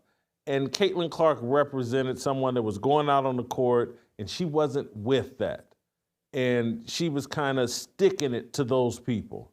And now she's basically said, no, I'm with those people. I believe in their narrative that all these black women are victims and America has done them wrong and, we need to do right by them. She's destroyed her narrative and destroyed her brand, in my opinion. And the thing that no one besides me seems to be talking about is like, and this is why that whole dress that she wore at that event was big to me. Her sitting out there talking to Maria Taylor with her tiny tits covered up. That's not on brand. That's not her. That she's girl next door, and they've dressed her up in a slut outfit and made her do slut talk of, yeah, these black women are victims and I'm going to elevate them and blah, blah, blah. They put her in their costume and made her repeat their words. She didn't have to do it. Yep. She didn't have to do it. And so it's destroyed her brand. I don't want to see Catlin Clark. She's not a sex symbol. Don't play that role. It's not important. You're a little Catholic girl. Play that role. And we, she's destroyed her brand. And so I'm not, I don't feel like I'm canceling Catlin Clark. I feel like Catlin Clark canceled herself or my image of what Caitlin Clark was. And I'm not going to apologize for having a perception of what Caitlin Clark was because, one, I think I'm more right than 22-year-old confused Caitlin Clark because whoever told her to put that slut dress on needs to be slapped, and she should have looked at herself in the mirror and said, this ain't me. I guarantee you they don't have the money and I don't have as much money as Caitlin Clark, but you can't get me in a Speedo. It will not happen. It's not my brand. And I know I'm 57, but you couldn't have got me one at 25. I don't understand how she did it. She destroyed her brand. I didn't cancel her. She canceled herself. I think all that's a great point. And in other words, what you're saying is they figured out what her appeal was, and they've decided to destroy it so people won't like her anymore. Yes. That's the pressure campaign. And she may want to destroy her appeal. Maybe she doesn't want the hassle. I don't know, man. Girls want to be loved and adored. Here's one other point that I would make. Jamel Hill was on just bloviating about nothing like she always does with Dan Levitard, talking about how white people just used Caitlin Clark as an avatar for their racism and their sexism and their homophobia to come out against these black women. And I'm like, can I just be totally honest? As I'm a sports fan, and I'd never watched a WNBA game because I don't care. I didn't know anything about them. They could have been the most charming black lesbians to ever walk the earth, and I would have no idea, okay? It's that Caitlin Clark, I became a fan of her, and she introduced me to how horrible these people are. And Jamel's just upset that I noticed that they suck. That's the real problem, Jamel. I didn't show up one day and say, finally I get a white girl, so now I'm gonna waste my time watching the WNBA so I can rip these black lesbians like they deserve. That didn't go through my head, Jamel. I liked a girl, she introduced me to people that suck, and I noticed that they suck, and you're mad about it. TJ, to your point, I put up a tweet when all this was kind of blowing up. I said, well, those people championing Caitlin Clark's new statements, will they now support the WNBA? Because by percentage, they probably didn't, right? Just look at the numbers. And Ock Nation, who's covered this as closely as anybody, said, no, those same people are going to expect all those white people they hate to support the rest of the league while they won't do anything. But I have a question. One of the mantras, and this song became like this anthem, almost like this racial pride, wasn't it, Jason? They not like us. Never actually heard the song, but I heard it a lot. And it really is like a black anthem about culture and race and pride. So I see this a lot in boxing, in a lot of sports. There are a good amount of people that will support athletes or teams or boxers based on a cultural or a racial similarity. Like a lot of Mexicans, they love Mexican fighters and they're biased for it, and they don't even make any qualms about it.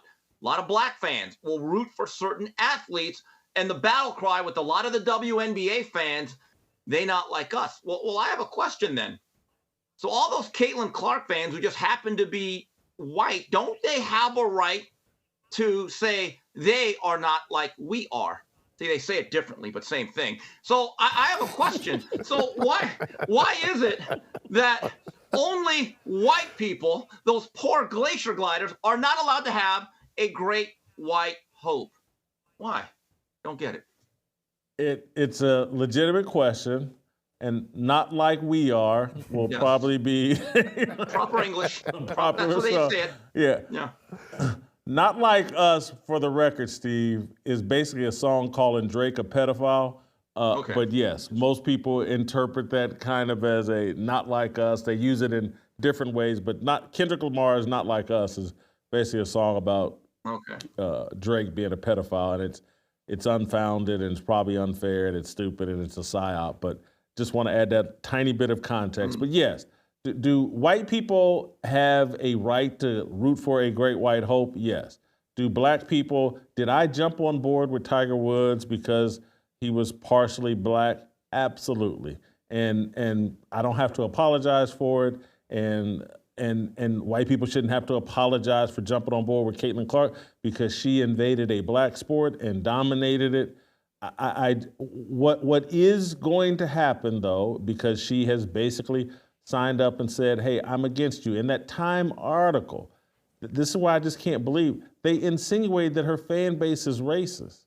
And she showed up at that deal and put on their little slutty dress and sat there and talk with Maria Taylor, like that was normal in an article that called her fan base a bunch of racists. That's the ultimate betrayal, in my view, without offering up a word, other than saying, yeah, I'm going to try to elevate these black women. She should have also stated like, hey, I'm going to try to elevate this whole league, but I don't like you all calling my fan base racist.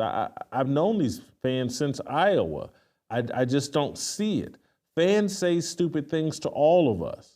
And, singling out my fan base is wrong. Could have defended, but she didn't. She destroyed her own brand. I want to play Dave Portnoy, who's trying to figure out a way to stay on board with Catlin Clark. I disagree with Portnoy here. Let's play the clip. And I've watched basically every single Fever game, all her playoff games in college. Since then, nobody plays like her. Nobody. That's why she's so captivating. That's why the attendance records are up. That's why the television records are up. It's all Catlin Clark. Catlin Clark put the WNBA on her back. Catlin Clark was not in the WNBA. Nobody would be talking about women's basketball. Period. End of story. That's how it goes. Period. Now, race has become a huge story around her, not because of her. She's never commented about it. It's basically her greatness has been co-opted by both sides, left and right. You have a lot of jealous basketball players, pundits, whatever, race baiters, being like, oh, the only reason Catlin Clark is getting all these endorsements, all this attention, everything is because she's white. That's bullshit. There's been a ton of white players who were great in the league before her. Nobody cared. Nobody's showing the same attention. Why? Why is it Catlin? Whether color of skin, white players, black, but nobody was like Catlin. So that's all a bullshit narrative, whether it's jealousy, past gripes, whatever it may be, not true. Catlin never once really talked about race. Well, she just did, Dave. And, you got to go watch his full comments to hear it all, where he's trying to remove her from any blame. I'm just sorry. Got to call balls and strikes here. It's on her because she did talk about race and she did talk about, I understand my white privilege and now I got to elevate these black women. And again, Dave doesn't have a biblical worldview. He's not a Christian, but I am. And all of this elevation of black women, white men, black men, it's all crap. We should be elevating one person, Jesus Christ, and that's it. And when you elevate these individuals, their pride, their stupidity, their ignorance, their ego is going to eventually harm you. And so Catlin Clark, many of us thought had a religious upbringing and understood that identity politics and this racial idolatry actually harms the people you're trying to elevate. She doesn't understand that. She just wants all the pain. She wants all the conversation to go away. And so she's fed people that will never be satisfied. She could have an open house and say, Brittany Griner and all the rest of you that want to scissor with me, come on over. And it won't satisfy them. They will not be satisfied. Next, they'll be complaining about, well, she didn't scissor with me as long as she should have. That's all that will happen. You can't satisfy people with a victim mentality. She destroyed her own brand. She canceled herself. She took a dump on people that were supporting her and had her back while she has sat there and let them define us as either sellouts or racist or whatever else. And so I have at it with Sheila Johnson and trying to satisfy that group, Caitlin. Good luck with that. All right, we've gone too long. Steve, I'm letting you go. Steve, I do want to ask you one quick question because we've gone to one quick question because this is what we're going to talk about with these other guys next. Travis Hunter Heisman Trophy, did Ashton Genty get ripped off? No. I think there's an argument for either guy, but Travis Hunter did something that was unprecedented. You can make the argument he didn't do it in the SEC or the Big Ten. But here's a guy who's an elite receiver, an elite cornerback, will be drafted within, the top 3 picks.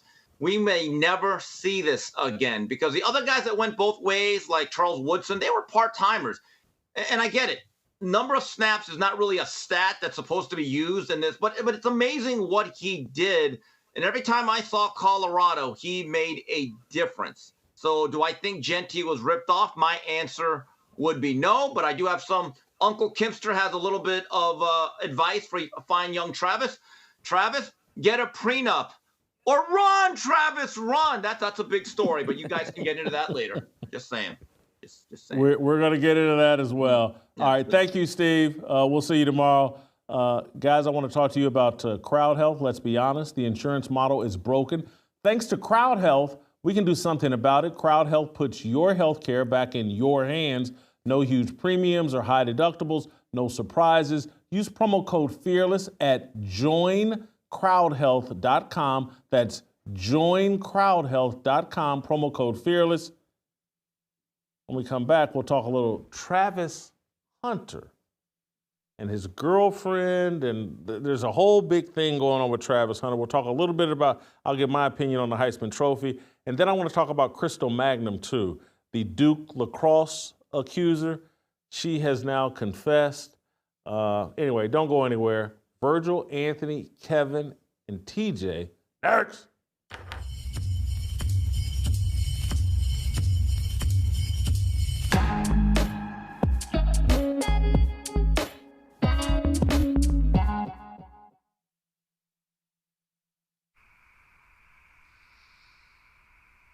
I've been selling my stuff, hustling eBay, PlayStation car parts for little or no pay, so I can sit out here and watch the Titans play.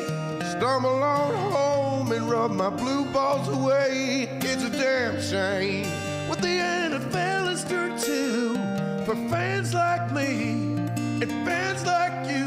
Wish I could just wake up and Patriots red, white, and blue, but I can't. This football nightmare's true. Living in a Madden world with Lombardi sold. These cowards bound to feminists, Lord knows they all just want to wear pantyhose and control what you think. Want to vex you and mask you, and they don't think we know that they drink Bud Light too. Cause these players don't hit, might as well have limp wrists. Cause with these cowards bowing down to feminists.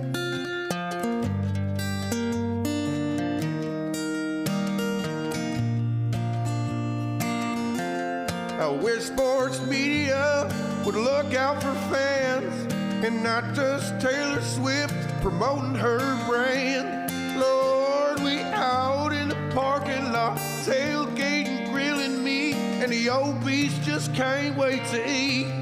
Well, God, if you're a referee and blind as a bat, Roger Goodell should grow a pair and give you the axe. We had Derrick Henry, we played ground and pound, but the idiot Titans chased our king out of town. Lord, it's a damn shame what the NFL has turned to for fans like me and fans like you. Wish I could just wake up in Patriots red, white, and blue, but I can't. This football nightmare's true. Living in a Madden world with Lombardi soul. These cowards bound to feminists, Lord knows they all just want to wear pantyhose and control what you think. Want to vex you and mask you, and they don't think we know that they drink Bud Light too. Cause these players don't hit, might as well have limp wrists. Cause with these cowards bowing down to feminists.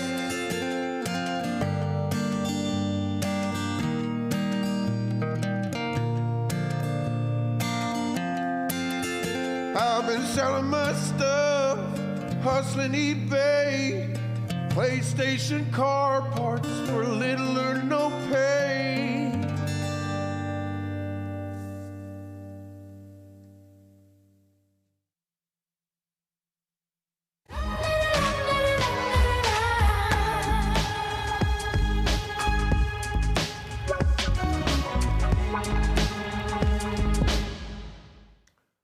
All right, welcome back.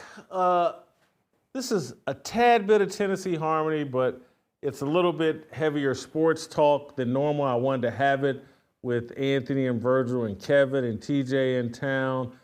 I don't know if you guys have been paying attention to what's going on with Travis Hunter, who just won the Heisman Trophy on Saturday. His girlfriend was at the ceremony. She's been catching a lot of heat over social media. People saying Deion had to tell her to stand up and congratulate him. She's at some event where he's taking pictures and appears to be complaining. It's some of it is much ado about nothing, but some of it is concerning. And I actually wanted to have this conversation because we got 4 married guys up here that are pretty seasoned and certainly have a biblical worldview, because I think Travis Hunter needs some advice that I'm not qualified to give. I have some instincts, I have some thoughts, but I think these guys can help him out. And I kind of hope that this video or this segment gets to Travis Hunter, because I do think he needs some help. I don't think he's going to be able to pull off a successful relationship living it out over social media, and particularly with all the money and attention and fame that's coming his way. I'm sure Deion's trying to help him out as well, but it looks like a struggle to me from the outside looking in right now. I want to play Travis Hunter, not any of the controversy that is going on online, but I want to play Travis Hunter defending his girlfriend from all the criticism she took this weekend.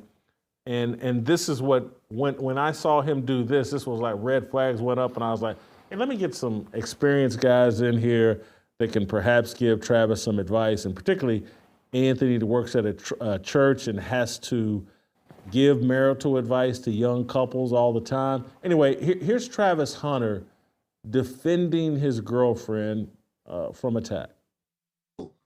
You ain't never had no girl. So why y'all talking about me? Find something else to talk about. You talk about my girl. Go talk about your girl. Go find a girl. Go find a life. Stop worrying about what I got going on. I know what I got. I know my girl. My girl been with me for 5 years. Y'all are just not starting to talk about me and just not starting to be with me. Like, come on, man. Y'all go do something else with y'all life. Clickbait pages, y'all better stop. I'm telling y'all. Y'all, if something bad gonna happen to y'all, y'all keep doing that. Y'all better stop that. I ain't playing. Y'all better stop. All the clickbaiting pages. You know, when we was sitting down and I was at my puppet shop, we was talking about my family. What was they gonna do while I was in there signing stuff? I had all my family there. And that's why she did. That's why she said she's gonna stay there so they can get stuff. That's why she said she's gonna sit there so they can get stuff, have fun there. She wanted to go back they wanted to go back. Some of them want to go back to the hotel, some of them didn't. Y'all trying to make everything, y'all want everything for clicks. Like, stop that. That's crazy. Like, y'all hate on me and then y'all go and hate on my girl. Like, bro, I feel the same pain that she feel. We're inseparable, bro. We with each other. Like, she hurting, of course I'm gonna be hurting. If I'm hurting, of course she gonna be hurting. Like, y'all, come on, bro. That joint hurt, bro. But then again, I'm talking to people that in life, go ahead, bro. I don't care. I'll rather all y'all leave right now and go send a text message so when she wake up in the morning, she get on her phone, nothing but positivity, nothing but, positive energy. I'm not sure. I think we cut this wrong. We should have played the full deal, because he talks at one point about her being drunk or drinking too much that night, and she sleep because she's drinking off or sleeping off all that she drank, I think. Anyway, there was a tiny bit more, I think, to that video. But Anthony, this is your area of expertise. Oh, my. I actually think it's good that he has a girlfriend, that their fiance, they're planning to get married. Mm-hmm. I think going off into his professional life, if that were settled, his personal life, I think it would be a good thing. But there's no way you can have social media in the middle of that relationship where you guys are going back and forth. But let me just, this is your area of expertise. Man, it's an area I would say I work a lot at, but I don't know. You know, one of the things that you alluded to that your instincts are good at, the marriage is simple in nature. It's you, your spouse, and God. Like, that's the core. And then after you guys, you know, if you have kids, you know, that spreads it. But that's the root and that's the core of this thing. And it must be founded on a faith in God for it to really be what God designs for it to be. When we bring into the marriage all of the other eyes that are looking and all of the other voices that are contributing, you get further and further away from that and you start to pull at one another. A part of what he's trying to defend here is not her, but how she looks and reputation. And a part of that bleeds into what he believes he has to defend about how this looks versus going back to, hey, this is us and what would God have us to look like. One of the things that, the first thing that came up when I saw this was, you know, I'm an old school sports fan. You know, I remember when you look back at like the 80s, you know, the 90s, even early 90s, Michael Jordan, you know, we joked about him reading the paper. That was the interaction that he had with social media. He had a full company that took care of his media, took care of his PR and all that. And he honed in on his sport. We didn't know too much about personal life. Whatever glimpse we got was what he desired to show and what he even desired to respond to. We never got into that. But now these younger athletes coming up, everybody is in. We have to see everything. We have to hear everything. We have to share everything. They're trying to be their own reality show producer, and that is not conducive for a good marriage. So if you're trying to be married, if this is somebody that he desires to marry, I know they're my girl and my boy kind of thing, but if that's something that you're trying to do, you have to actually start, even in the dating season, preparing for that. When me and my wife were dating, you know, I know, okay, I'm a minister, I'm visible, I'm seen, and I have to understand, and she has to understand, how do you feel about this? Do you understand the plan that God has for me and the plan he has for you? If we're not on that page, it's going to be very difficult going into a marriage. Virgil, you have a young son who's just got engaged and planning to get married, I believe. Yeah. What do you see here? What advice would you give Travis? No, I'd commend him as a young man. And the reason for that is the average age of a young man today to even be engaged is 31. You know, Travis Hunter is 21 years old. He's found this young lady that he, desires to be married to, and, they're engaged. So I would start by commending him. I would also commend him for the fact that he stood up for her, that he was cavalier enough to say, I'm going to defend my woman. And when he saw people online personally attacking his girl, he responded in a way that you would hope that he would. On the flip side of that, I also go to the point of saying, because of his age, because of how young he is, and the desire to live out a life in the media space, in social media in particular, he had better develop a very thick skin very quickly if he's going to allow a handful of people on a stream to upset him to the point where, on arguably one of the best nights of his life, winning the Heisman Trophy, he's going to go back and bemoan the fact that someone had something to say about it, related to his girl. The fact that he was there should be enough for that to quell anyone else who would have anything negative to say. So, there's a lot of growing up that needs to be done on his part. He better do it quickly. At the same time, I think we've got to offer both of them some grace in this way. I know everybody is saying, hey, he needs to get a prenup, he needs to run, all of that stuff. I don't agree with that, but also I think that we need to pump the brakes a little bit. I think about Brittany Mahomes and again, some of the outlandish things early in his career that she was doing. And it's a matter of coaching. Hey, you're in the limelight. Here's how you act. Here's how you shouldn't act. coaching her up and making sure that she's, walking in a way that honors both of them. And finally, I would say he needs to really increase his relationship with the Lord, get around some good, strong men who will help him out in that endeavor. Kevin, you're in the newest marriage, I think, on the panel. True. Your thoughts? Well, I don't like to kind of get in the weeds with the relationship because every relationship's different. But what I would say he's suffering from right now is a hangover of fame. There's a gentleman I met 6-7 years ago. His name is Shep Gordon. And Shep was the most famous manager in Hollywood. He started with Alice Cooper, went on to manage Teddy Pendergrass, Blondie, Luther Vandross. Everyone knew Shep. And there's something Shep says, Mike Myers did a documentary on him called Supermensch. And the word mensch in Yiddish means protector. So all of his clients were famous, no one knew who Shep Gordon was. And he says something very interesting. He says that fame is the worst thing he's seen. He wouldn't wish it on his worst enemies. So now we're not just talking about fame, being in the spotlight on MTV or having a hit album. We're talking about social media, where he's getting hit up day in and day out, and he's gonna have to figure out how to deal with this thing called fame. Because there are high highs. I mean, he just got the Heisman Trophy. Congratulations, young man, that's amazing. That's an elite crew right there. And now he has to deal with the hangover. Now everyone's looking at every single thing you do, every single thing your wife does, and you're getting criticized. Here's what I'd say from a personal perspective: masculine, feminine. Masculinity is like a telescope. It's directional.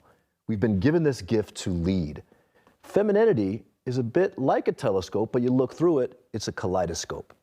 And it's confusing as all hell. Makes no sense, but it's beautiful to look at. It's captivating. So I think even in God's design, we are designed perfectly to come together. Telescope and kaleidoscope, right? So he's gonna have to figure out, and he should certainly get a mentor, someone 10, 15 years older than him, probably someone just 4 or 5 years older than him too. Maybe a pastor, maybe someone who's in the pros, who's having a successful marriage, someone who he can look up to and listen to, who's a few steps ahead of him, and then someone who's kind of way ahead of him, and have them in his circle. Because it's like a boxing match. You're getting beat up in the ring, you go to your corner, what does your cornerman do? Hey, here's our strategy, here's what we need to do. Take this water, drink this, get back in there and get at it, right? Because listen, I'm married almost 5 years now, and it's the greatest thing I've ever been a part of. I am so in love, and I love being married. It's like the best part of my life. And it's also not always easy. My wife is ever changing. I don't know who I'm waking up with every day. That's the kaleidoscope nature of my wife, And so I just have to be consistent, lead, and provide the protection and safety so that my wife can be as feminine as she can possibly be. Kevin will be sleeping on the couch tonight. TJ, you're closest to Travis's age. Yeah. I would echo a lot of what these guys said. I mean, a lot of this could be solved if he would just do what Virgil does and go to places where he won't be recognized. Yes, that way he doesn't have any dust ups. Well said. So listen, I do think I actually hate the NIL. This is the #1 benefit for me for the NIL. This guy feels like he can afford to get married today. I mean, I think there are going to be guys who don't sniff the NFL, don't have a chance, but they made $100,000, and so now they can go get married. That's a big deal. It's perhaps the only benefit that I see for the NIL, because I hate the NIL the way it's all worked out. So I do see that. I love his instincts to protect his fiancee. That you can't teach instincts. He's got it. He looks like a fool doing it, in my view. But I love the instinct that someday he'll look back at these tapes and say, I had it right. I wish I'd have said it differently. Or, this is where I would really end up, I wish I wouldn't have said it all. I just said it to her. That's reality. There's a guy who's supposed to be his mentor, who claims to be mentoring young man, who's his head coach, Deion Sanders, who could have prepared him for this exact moment. And he didn't. And look, his dad wasn't going to do it. I don't know much about his dad. I know his dad couldn't make it there because he just got out of prison. I think it was only a 90-day sentence. But whatever, his dad wasn't there helping him. His mom, in her interview, looked pretty immature. Don't want to judge her on that. She's not used to cameras and such. Neither of them were going to prepare you for the social media blitz and the criticism. Deion could have and should have. He said, man, no matter what happens, no matter how good you are, I was the greatest, most gifted corner that's ever existed in the history of the world, and you should see my DMs. That's what Deion should have said. Ignore all the noise. Don't respond to any of it. Your wife is going to get hit. Your kids are going to get hit. Your parents, everybody around you, and your job is to go back to them and say, I got your back no matter what. Don't worry about anybody else. That's what Deion should have done. This isn't going the way that I anticipated because I'm going to have to defend Deion. I'd bet every dollar that I have that Deion has given him that advice. And because of NIL and because the kids got $1 million in the bank or $500,000 or whatever, maybe $2 or $3 million, he feels like I got this figured out. And so it doesn't really matter what Deion says, and it's more about what Deion has shown him. And this is where I will be critical of Deion. And this is where everything's on camera at Colorado. There is no, John Thompson, the head basketball coach at Georgetown, had a very popular saying, hey, I got a public life, a private life, and a personal life. And no one's taught that anymore. Everyone just has a public life. And I'm gonna go all the way back because Anthony is the expert, even though he won't cop to it. He nailed it right off the beginning. Someone needs to be telling Travis, and we're telling you, Travis, and I'm just reiterating what Anthony said at the beginning. Your marriage, Travis, you, the girl, and God. Everybody else needs to get out. All the way out. And letting social media in. Holy cow. Yeah. You've just let the most ignorant group of commentary, you know what you just said is, Satan, come on in here. It's me, you, my wife, and Satan. When the proper construct, you, your fiance, and God. Everybody, and so, but because he's been through this Colorado, everything on video, well-off media, he and his girl, she wants to be a brand influencer as well. She wants to build up her fall. And it's just like, no one, and again, this is where where the Bible says the camel getting through a needle has a better chance than a rich man. And it's true, but it's also symbolic. Like, if your goal every day is to make more money, you're gonna make a lot of mistakes. And you're not gonna sit back there and say, well, man, look, I don't need to be a social media influencer. You know how much money I'm fitting to make in the NFL? You know how much money I've made at Colorado? I got enough for me, my girl, and God. And if I produce some kids, I got enough for them. And you know what? I can bring mama and daddy along too. I got enough for them. Yeah. I don't need to be this incredible brand. The money the NFL is paying, $20, $30 million a year. I'll do a few little endorsements. I don't need to be in the Truman Show, and I definitely don't need my girl in the Truman Show, because baby, we finna make some babies, and trust me, your hands are gonna be full with that. And so that, again, I just wanted to reiterate, it's a three-pronged table that they've set up. Yeah. And he's just invited 1 million other legs to that table. Lord help him. Good luck. The crazy thing about it is, as we looked at how time has gone, back in the day, you had to be deep in your 20s, 30-something years old, have done something before fame hit your door. Right. Now, you can be a teenager. Your brain isn't even fully developed. You don't have any kind of wisdom, and you let everybody in. And then you feel like, I have to perform for this, I have to do this. Man, that can be a dangerous, dangerous ingredient. Everybody could learn something from Michael Jordan to some degree. It's just shut up. Like, there's not an upside to coming out. Catlin Clark could have just shut up and we'd all liked her better. It's like, what is the benefit? We gotta speak, though. We gotta say something, TJ. Right. Everybody gotta say something. Of course, activism or something, right? Instagram Live. Just be quiet. And you could have spent all that time you spent trying to convince, because really he was just talking to his wife. That was good, right, baby? That was good. You like that? That's all it was. Well, again, we didn't even play the part of the clip where he had acknowledged she was drinking and drinking heavily and sad and depressed over that. And again, by talking, he's deputized a bunch of investigators. Because this is a young girl, and now there's all kinds of speculation on her background. If he says nothing, there is no investigation into whatever mistakes she may have made at 17, 18, 19, 20 years old. And you just don't want to invite, because if you don't want that level of investigation. None of us can withstand it. We've all made mistakes. And so don't talk about it. Don't have a public relationship. Oh, I wanted to cry for this young dude because I think his heart's in the right place. Yeah. He's doing some of the right things. So what if this girl's not perfect? She can be made perfect. We know how. All she got to do is go confess and take on her Lord and Savior. She can be made perfect. And so Virgil, hop back in here. No, I completely agree. I love what TJ said. I mean, people have not learned what it requires just to be quiet. How success increases. The Bible even talks about you open your mouth and then prove to others that you're a fool. It's when you keep your mouth shut that no one really knows what is going on.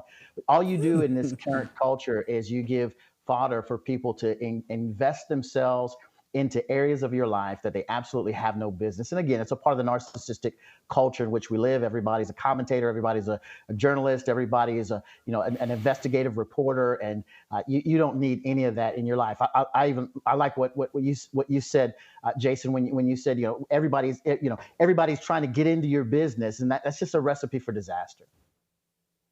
He needs to take a page out of Bill Belichick's book when he does the press conferences, where it's just like, and people get annoyed with that, but it's just straight, and I'm just going to answer what I feel like answering and nothing more, but it's like he would have been served well to have some sort of PR company coach him about, hey, here's the answer. Hey, I'm just here for the team. We hope to win our next game, the kind of your canned answers. Instead, he got a little bit emotional, understandably, and he was trying to fight for something where it's a losing battle. But that wasn't a real press conference. That was an impromptu Instagram live. Nobody asked him to do that. Right. But I'll defend Kevin, and someone probably is giving him advice too. Hey, you don't need to do that, don't do that. But this whole thing we've convinced young people of that they have to be their authentic self. I'm unapologetically this or that.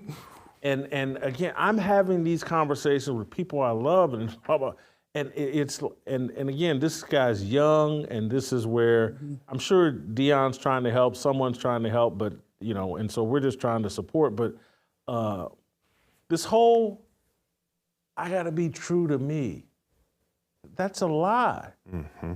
You have to obey God, and what you want to do and who you want to be is irrelevant. That's. I'm sorry it took me a long time to figure that out myself, and that's why I'm trying to spend the rest of my life trying to, hey, don't do what I did.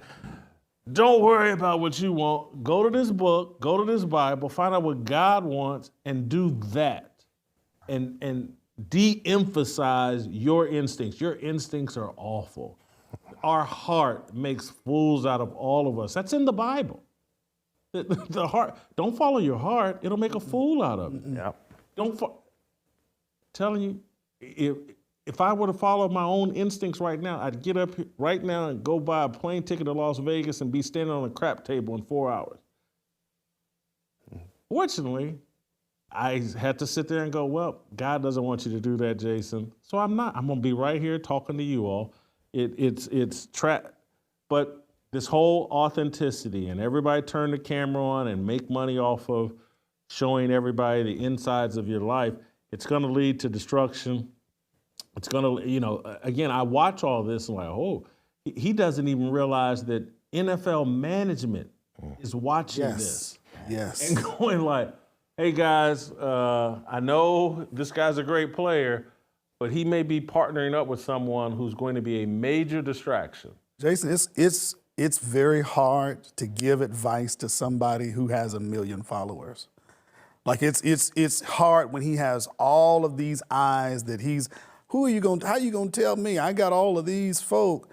You know, I from the time I was probably 10 years old to now, we're 31 years, I've had about 6 people in my life, and I call them my advisory board. You've met Brother Beeman, my mom's in there, my grandmother, like these folk, my good friends, and they've been with me through the ups and downs. They've been through me, and they have nothing that they're giving me that they want from me. It's just, I'm here to pour into you.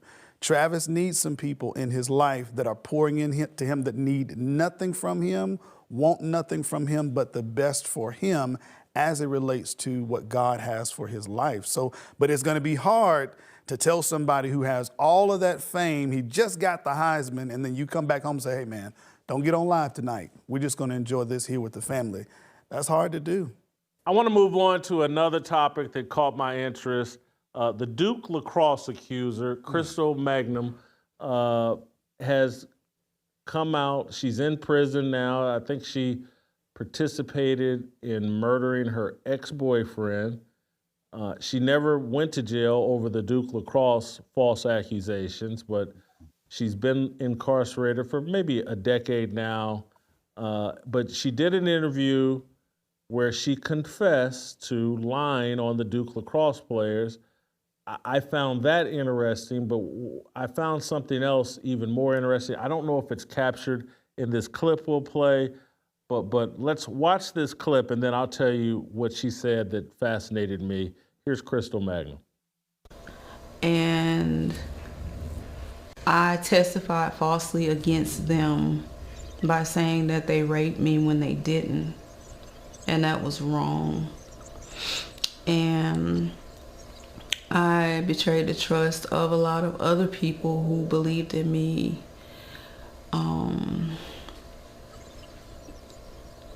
And made up a story that wasn't true because I wanted validation from people and not from God. And that was wrong. And I hope that they can forgive me. So 18 years ago when this story was a big deal, I was, and I'm not saying this to pat myself on the back, but it's just factually true, I was one of, if not the only, prominent national journalist who defended the Duke lacrosse players just based on common sense. Just, hey, it's a group of college students in a he said, she said with a prostitute. Who am I gonna believe?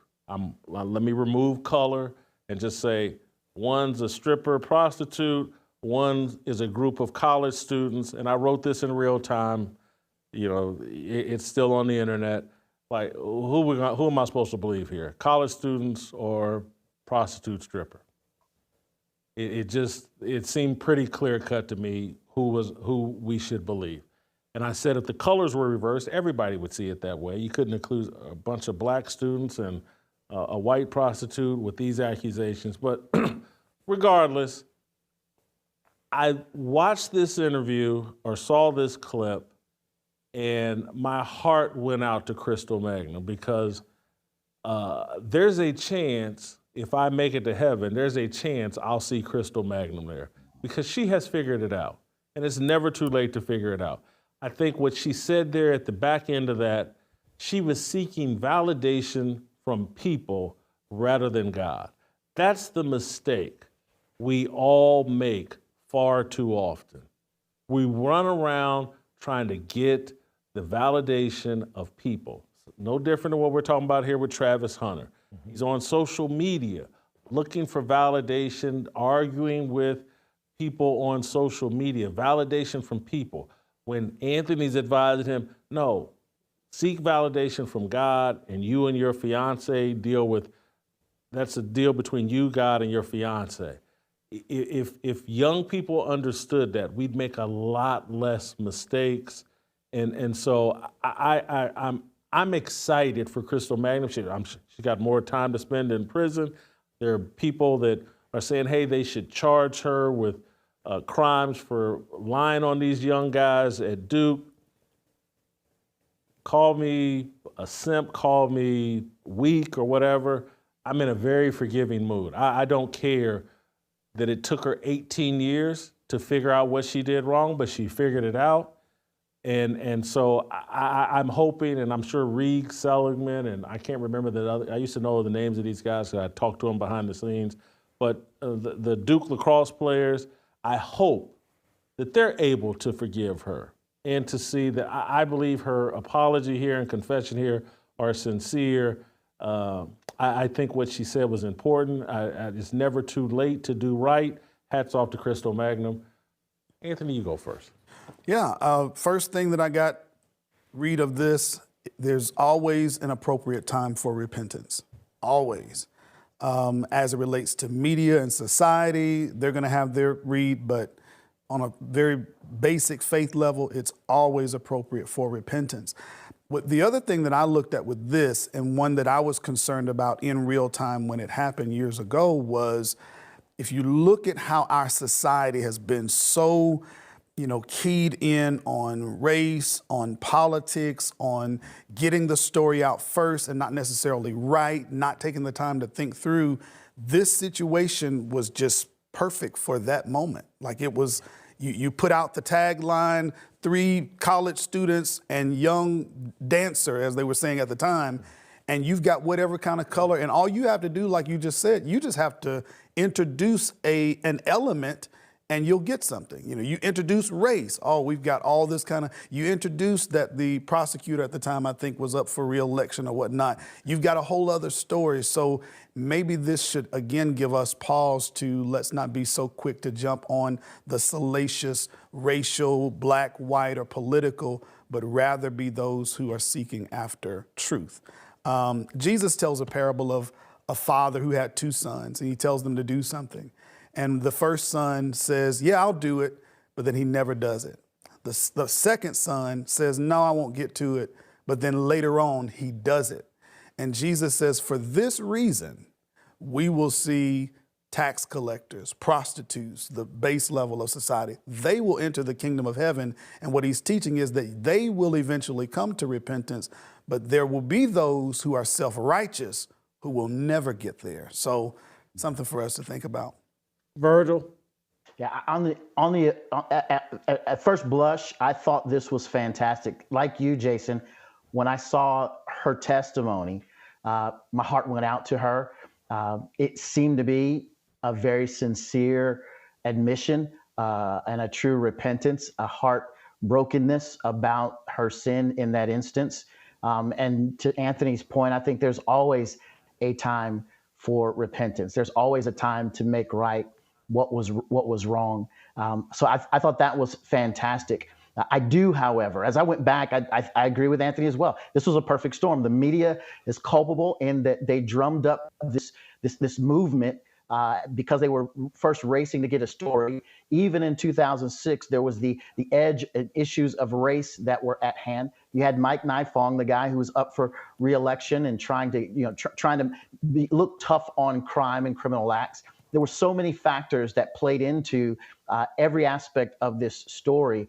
And she was just a part of it and allowed herself to get caught up in what she thought would be beneficial. I think the thing that could have and would have stopped all of this in place is if there was the understanding that if there's a false accusation given, and it's known to be false, that the person who makes the accusation will suffer the same penalty as the individual that they desired, who would have had had jurisprudence followed things through. That's those kinds of things being in place stops all of the chaos and craziness that comes around these kinds of stories, because they happen often. You go back and look historically, there's a number of different stories. You could pull up, just Google, falsely accused, and you'll find out that there were people who were trying to have sports careers and different aspects of their life, these men who got caught up in these kinds of situations. And so again, I think that would be helpful. The other thing is we've got to teach our young boys, our young men in particular, that they need to be much more careful the context that they place themselves in. From the time when my boys were little, I told them, don't ever find yourself alone with a young woman. And the reason for that is you leave that space and she comes out and says you did X, Y, or Z. I asked them, who do you think they're going to believe first? You think they're going to believe you or the young lady? And my boy, the young lady, if that's the case, if you don't ever want to put yourself in a position where A, your dad can't help you, and B, the culture has already made up a narrative on the basis of the fact that you're a boy and she's a girl, that alone will be sufficient. So don't put yourself in those positions.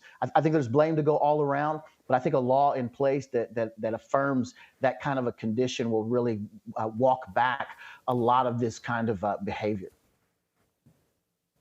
Yeah, and I agree with Virgil. You just mentioned it with Travis Hunter. Be careful who you're inviting into your sphere of influence, right? Like, be careful. Well, and if you're going to order a stripper to come into your home, you're going to probably suffer some consequences, whether that's a moral consequence or a criminal consequence. And it's not to say what this woman did was right. Of course it was wrong. And I think there's two ways to look at it here. One's micro, and that is, hey, it's always good to hear the truth. You know, Jason, you said you were on the truth from the beginning. You knew this was some sort of fraud, and it's so good 18 years later to be validated by that. But I also wish you would have gone a little further with the why. You know, I was looking for a payday. I was down on my luck, I was broke, and I was hoping to extort these men of money. These are rich kids at a rich university with all the privilege in the world, and I was looking for a payday, or something like that. But then we also we'd have to go listen to the full interview. She may have said that. She did a full hour-long interview, but go ahead. I listened to it earlier, and I didn't hear her say that. Gotcha. Yeah. So, but anyway, the other thing too is the macro, like the criminal justice system. I have a degree in criminal justice, and we spent a lot of time on sexual predators and in particular false accusations. So where was the criminal justice system? Where were the men and women inside the police department standing up, saying these are false accusations? You know, we had an entire media, hangmen looking to lynch these kids, right? So, I think there's micro and macro. Happy that she's confessed, happy that she's come to Christ and God and all of that. But then also, this isn't new. It's happening every day. We're looking at a guy like Trevor Bauer, who can't play in the major leagues anymore, right? He's shunned, and we know that was false. The girl has come out and said it as well. So, there's a couple things at play here, and I think really we have to emphasize what Virgil says. Understand the context you're walking into. If you're walking into a strip club, these aren't going to be the greatest people in the world. If you're inviting to a stripper to your house, this isn't going to be the greatest people be coming into your home. So I think putting up a hedge of protection around yourself, because, Satan is always knocking at the door, criminals are always knocking at the door, and we have to be on the lookout for that. You guys have already done a good job of the redemption side of it, so, I could echo all that, but I'd be saying the same thing. I'm thrilled she told the truth. That's awesome. From our side, though, I think Steve Kim may have actually tweeted this out. This may have been the start of the believe all women nonsense. I don't know a story before that where it was like, how dare you question this woman who is obviously telling the truth because she's a woman. That makes no sense, right? The first liar that we ever know about was a woman. So, the outgrowth was 2017. The Me Too movement is really when that came to fruition. But look what happened to Justice Kavanaugh with this believe all women. Christine Blasey Ford. We almost ripped our country apart over this nonsense. So it is important for us, all of us. Jason was on this one from the start. I was 16, so I wasn't on this one from the start. All right. But it is pretty important that all of us speak up and say something. That's the only thing. I mean, her eventually coming to the truth probably doesn't happen if the actual truth doesn't come out. She doesn't have this moment of redemption and coming back to Jesus. And if those guys are in jail and she got her payday, well, she's good. So it is very important for all of us. It was very important for Jason Whitlock to be one of the very few people to call out the truth so that eventually this woman gets saved. I don't know that it happens otherwise. I'm going to address a little bit of Kevin's. What I hear her saying about validation from people is the reward she wanted, and we can see it clear as day now in 2024, but it was crystal clear to me in 2006. She wanted to be a victim. That's rewarded in this society. True. And so that, I'm not sure if she was looking for the ultimate payday as much as it was like, hey, if I'm a victim, people will overlook that I'm a stripper and a prostitute. and now I'll be defined as a victim. And that's when Jesse Jackson ran in. I remember all this stuff in real time. He offered to pay for her to go to college. He very publicly, again, there were rewards just for being a victim. And so, TJ, in my memory, I don't think this was the start of Believe All Women. Selena Roberts at the New York Times, white lesbian woman, was the main driver of this story in the New York Times. And she did some other questionable reporting, but Selena Roberts was building up her brand this time as a journalist at this time. And so there was reward in that. But I think mostly what Crystal Magnum wanted to be was a victim. Now she's no one sees her as a stripper or a prostitute. She's a victim. That's the ultimate calling card. And we've seen over the last 18 years, from Jussie Smollett to everybody wants to be a victim. There's great value in that. And that's the lesson that needs to be learned from all of this. This is the poison of the victim mentality. And particularly for those of us as believers, again, how can we be a victim? It's impossible. And so how can we keep supporting this narrative that being a victim, and we got the Reverend Jesse Jackson, the Reverend Al Sharpton, all promoting whoever these supposed victims are. And this was clear as day. I didn't call this Tennessee Harmony today just because I'm going to speak a little bit more bluntly than I probably would during Tennessee Harmony. But I think it's important for young men to know and to be able to benefit from the knowledge that I've acquired from living out in that secular world for a long time. But again, when you invite a stripper to your home, or an escort, because she was working for an escort service, it's not just her you're inviting into your home. You're inviting the criminals who support her into your home. More than likely, she's there casing your place. She reports to organized criminal elements that want to know what's in your house.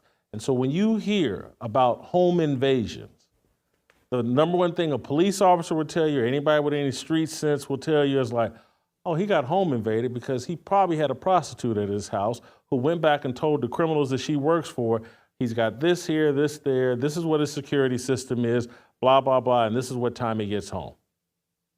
And then they come and home invade you. It's so much deeper and more perverse. And again, look, I had a father that knew the streets very well. And I can remember all kinds of things he would be telling me when I was young and what to look out for. And when he'd get upset with me, you can't have these type of friends. Don't you understand that, drugs and this type of criminal behavior, they go hand in hand in hand. It was all explained to me, but we got missing fathers out there and people have no idea, or you don't have the right relationship with your father.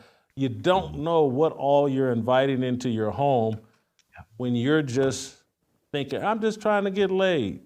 Jason, just to emphasize that point, we were working on a case just a couple of weeks ago. My partner's a former FBI, high net worth individual. They went on one of the escort sites. Yeah. Didn't even have the escort at his house. Started getting text messages with his home, pictures of his home, and then they were saying they were MS-13 gang members, and then dead bodies. And so he comes to us looking for some security and some help, but you're absolutely right. Don't even be tempted to click on the sites. Stay away, especially don't allow them in your house. 100% correct. Anybody got a happier note, or you know what? I'm just going to lighten up the conversation because Anthony's trolling me here with his Colorado T-shirt on. There is no troll. There is no troll. You rode Colorado all last year. You got big prime on there. And they bowl game. That's it, prime. It wasn't just. I made sure not to just get Colorado University. I wanted him to see prime across there. So I want to end this by saying, and I don't think there's much. Maybe TJ might disagree, but this whole controversy about Travis Hunter winning the Heisman Trophy, I don't get it. I don't understand. And Ashton Genty, who I liked and who carried himself very well all season. He's now complained and said, I should have won the Heisman. Oh, my goodness. And I'm sitting there, Ashton, don't let them steal your joy, man. You came in second for the Heisman Trophy. Yes. Are you kidding me? You played at Boise State, and yes, in a lot of years you would have won the Heisman. And if you had won it this year, I wouldn't have been mad. I wouldn't have thought. But a guy played at an All-American level on both sides of the ball, and he played 90% of the snaps on both sides. I don't think we'll ever see that again, TJ. No. I think my best year ever, I only had 10 more yards than he did this year when he played a full season on the other side of the ball. And so I don't have a whole lot. No, I totally agree. The other thing that, I mean, it just, people can, the evaluators, I get it, they played Oregon. It's still a Mountain West schedule. So 3,000 yards is amazing. Yeah. It's still a Mountain West schedule. Now, the other side of that is Big 12 is starting to resemble the Mountain West a little bit these days. A little bit. But when you play both ways, now it's just we just haven't seen it. I'm talking about, and not a little bit both ways. He played both ways. Ashton, and I'm gonna reach out to Tyler Stockton, one of their defensive coordinators, a good friend of mine. And I know that I get their complaint. Their complaint is that broadcasters all year campaigned for Travis Hunter to win the Heisman. They didn't need to do that. His work spoke for itself. But so I know that put a bad taste that people were on like, you would be an idiot if you didn't, and they wouldn't even talk about the other candidates. I get it. But not cut it out. Vince Young came in second in the Heisman, right? Did Vince Young, I mean, Jim Brown didn't win the Heisman Trophy. So you have good athletes that don't win the Heisman. Gotcha. Jim Brown. Yeah, that's greatest. That's the GOAT. That's it. He didn't win the Heisman Trophy. And he got robbed. But he turned out perfectly fine, and as you'll have the same opportunity, and you'll get drafted high. I don't get the whining, or not whining. Complaint. Stay on the high road. Victimhood. That's what it is. That's yes. A lot of money in that victimhood game. It is a victimhood thing. And just, I mean, look, Ashton, reality's undefeated. The guy, I looked for every excuse to go the other way on this. I do not like Colorado. I really don't like Deion. And because of all of that, I was kind of rooting against Travis Hunter. It's very hard to deny what he did this year. Reality's undefeated. You had a great season. A guy did something we've never seen in the history of college, certainly in modern day, since we started wearing face masks. All right? Yeah. He did it. I think that's it. Oh, no, it's not it. We're going to bring Shamika on, see what you guys have been saying in the chat. Let her chime in on Travis Hunter and his girlfriend. Shamika's from North Carolina. She may have a different take on Crystal Magnum as well. We'll do all that. X.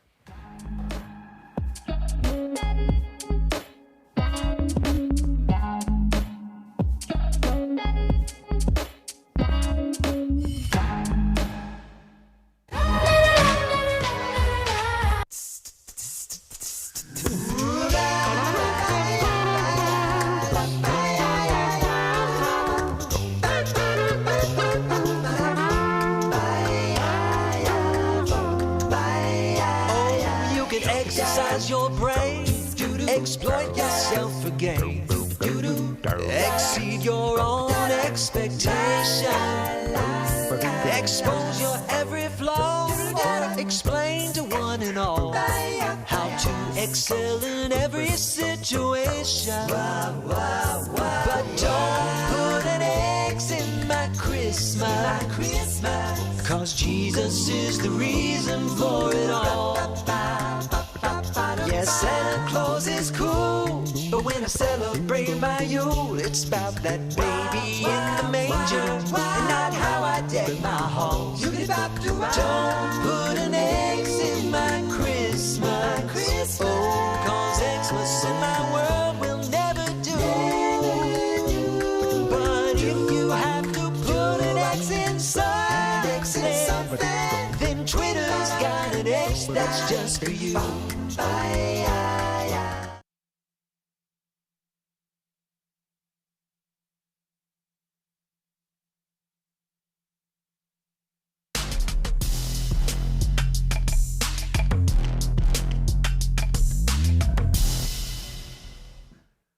All right, welcome back. Shamika, let's start with Travis Hunter and his girlfriend. Something or nothing. Is there cause for concern here?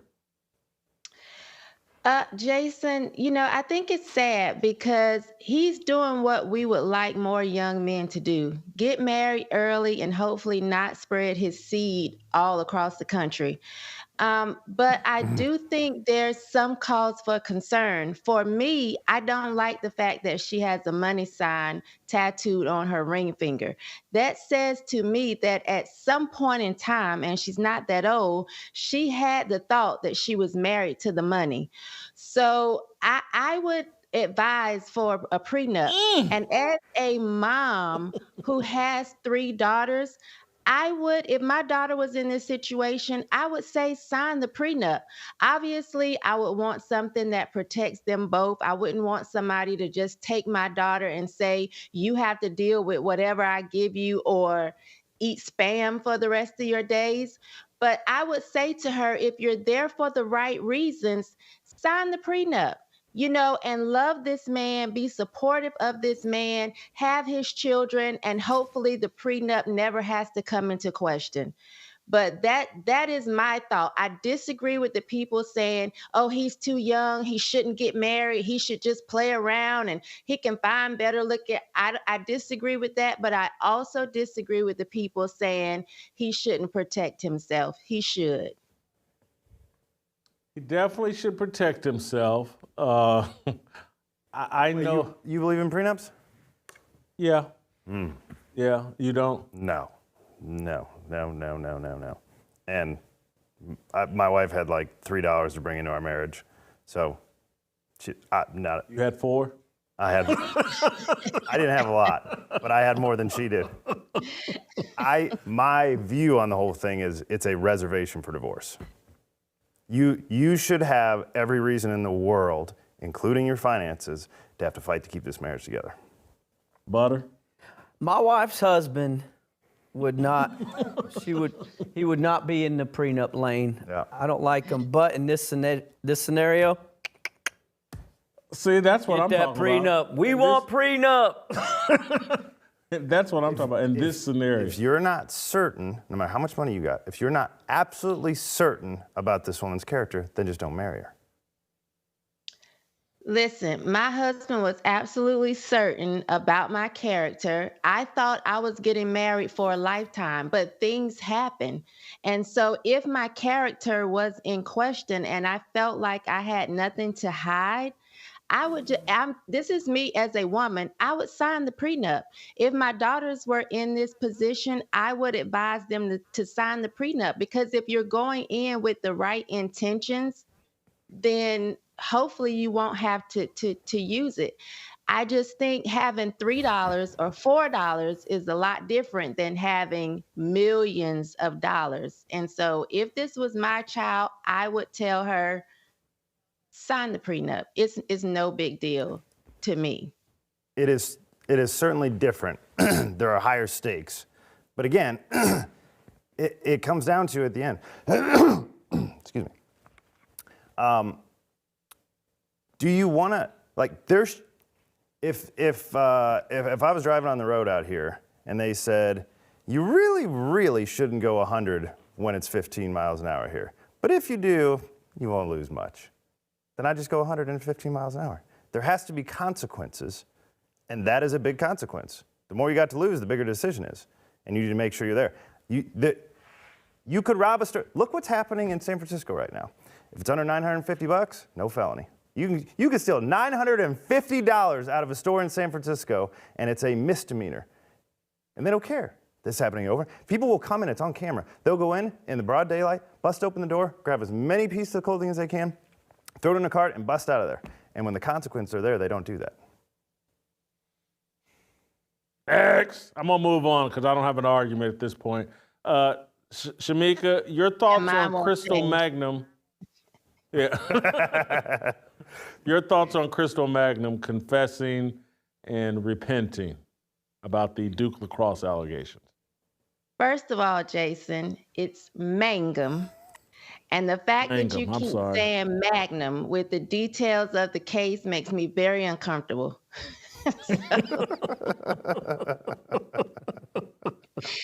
This was the Duke lacrosse team, not the football team. Go ahead. True. But, you know, I think she's an attention whore.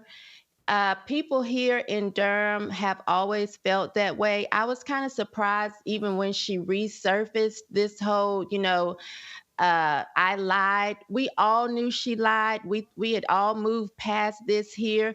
No one ever supported her here except for the activists that we question as being nutcases as well. So I just think this is another attempt to get some attention. Obviously, she'll be coming up for parole at some time. I think Crystal is doing what Crystal always does, searching for attention. I think she needs some mental help. Now, of course, if she's found Jesus, hallelujah. But I think that Jesus should come with some intense therapy because she is nuts. And so that's just what I feel about Crystal. We were fine here with her being in obscurity and no one ever thinking or talking about her again. Good insight, good perspective. What was popping in the chat? Well, Jason, the chat was a bit unusual today. There was a guy in the chat who obviously props his foot up on the toilet to tweeze his balls. So he kept the chat really going in a different direction. But is that how that works?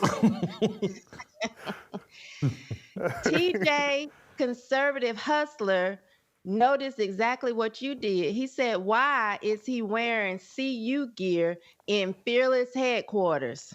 So he had an issue with Anthony and his shirt. Well, I need to do that this week. I need to pop some CU gear here before the week's out. But Anthony just giving me what for. I need it. I need to be humbled.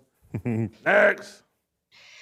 Carl Francis said, Jason, if you're pondering on which athlete to put on your wall, consider Reggie White, a true man of God who unapologetically stood for Christ and against sin. Great show. Holy cow. Carl Francis, great suggestion. He's up there. Reggie White? Oh, I'm sorry. Miller. Reggie Miller. Minister of Defense. Yes, thank you. True. The other good one I've heard is Riley Gaines. I may just have to get a Reggie White jersey. That'd be good. Because they sent 2 Elway jerseys instead of Reggie White would be a great one. I wonder if that's the Carl Francis I used to know. I don't want to call out what his job was because it may not be that Carl Francis, but great suggestion. It would be on brand, him coming up with Reggie White. Next. Derek Perry says, Whitlock, how do you know that this is tied to gambling and not home field advantage? I look at that as home cooking from the home team. That game was in New Orleans? I thought it was in Washington. I can't remember. But I don't think it's home cooking. And I don't think whoever's, again, we've had Sean Hockley say that it was a fit official. He didn't say it was the scorekeeper up in the press box or whatever that stopped the clock. So I don't think it's home cooking. Next.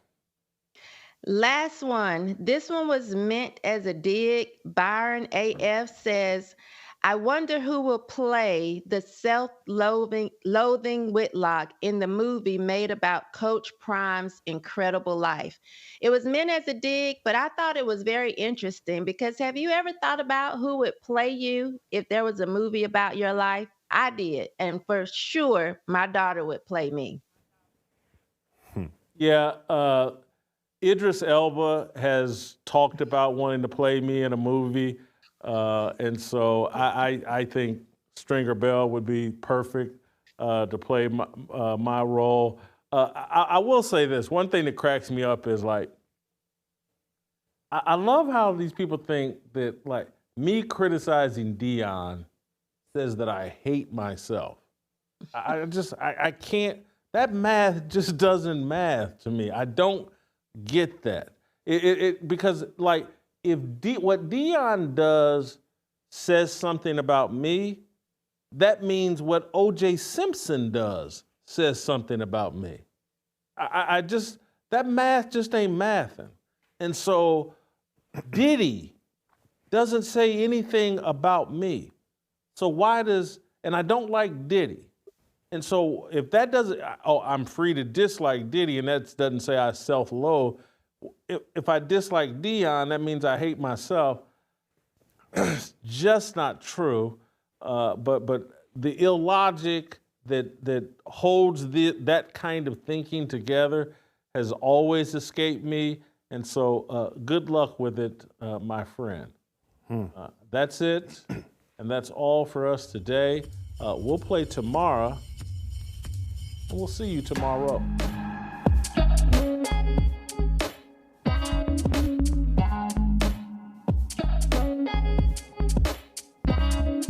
Waiting for the countdown, coming off the breakdown, standing in line for freedom. Looking for a breakout, feeling like a standoff, nothing in life like freedom. Came in like a fighter, striking like a ladder, making all these moves for freedom. I want freedom. No negotiation, my sister, no relation. We all just wanna have freedom. Sitting on the corner, never been alone. I'm breaking my back for freedom. Blessed, we are living, get back. We are receiving, no deceiving. We all wanna be free. We want freedom. I wanna be. I just want, I wanna be. I just want, I wanna be. I just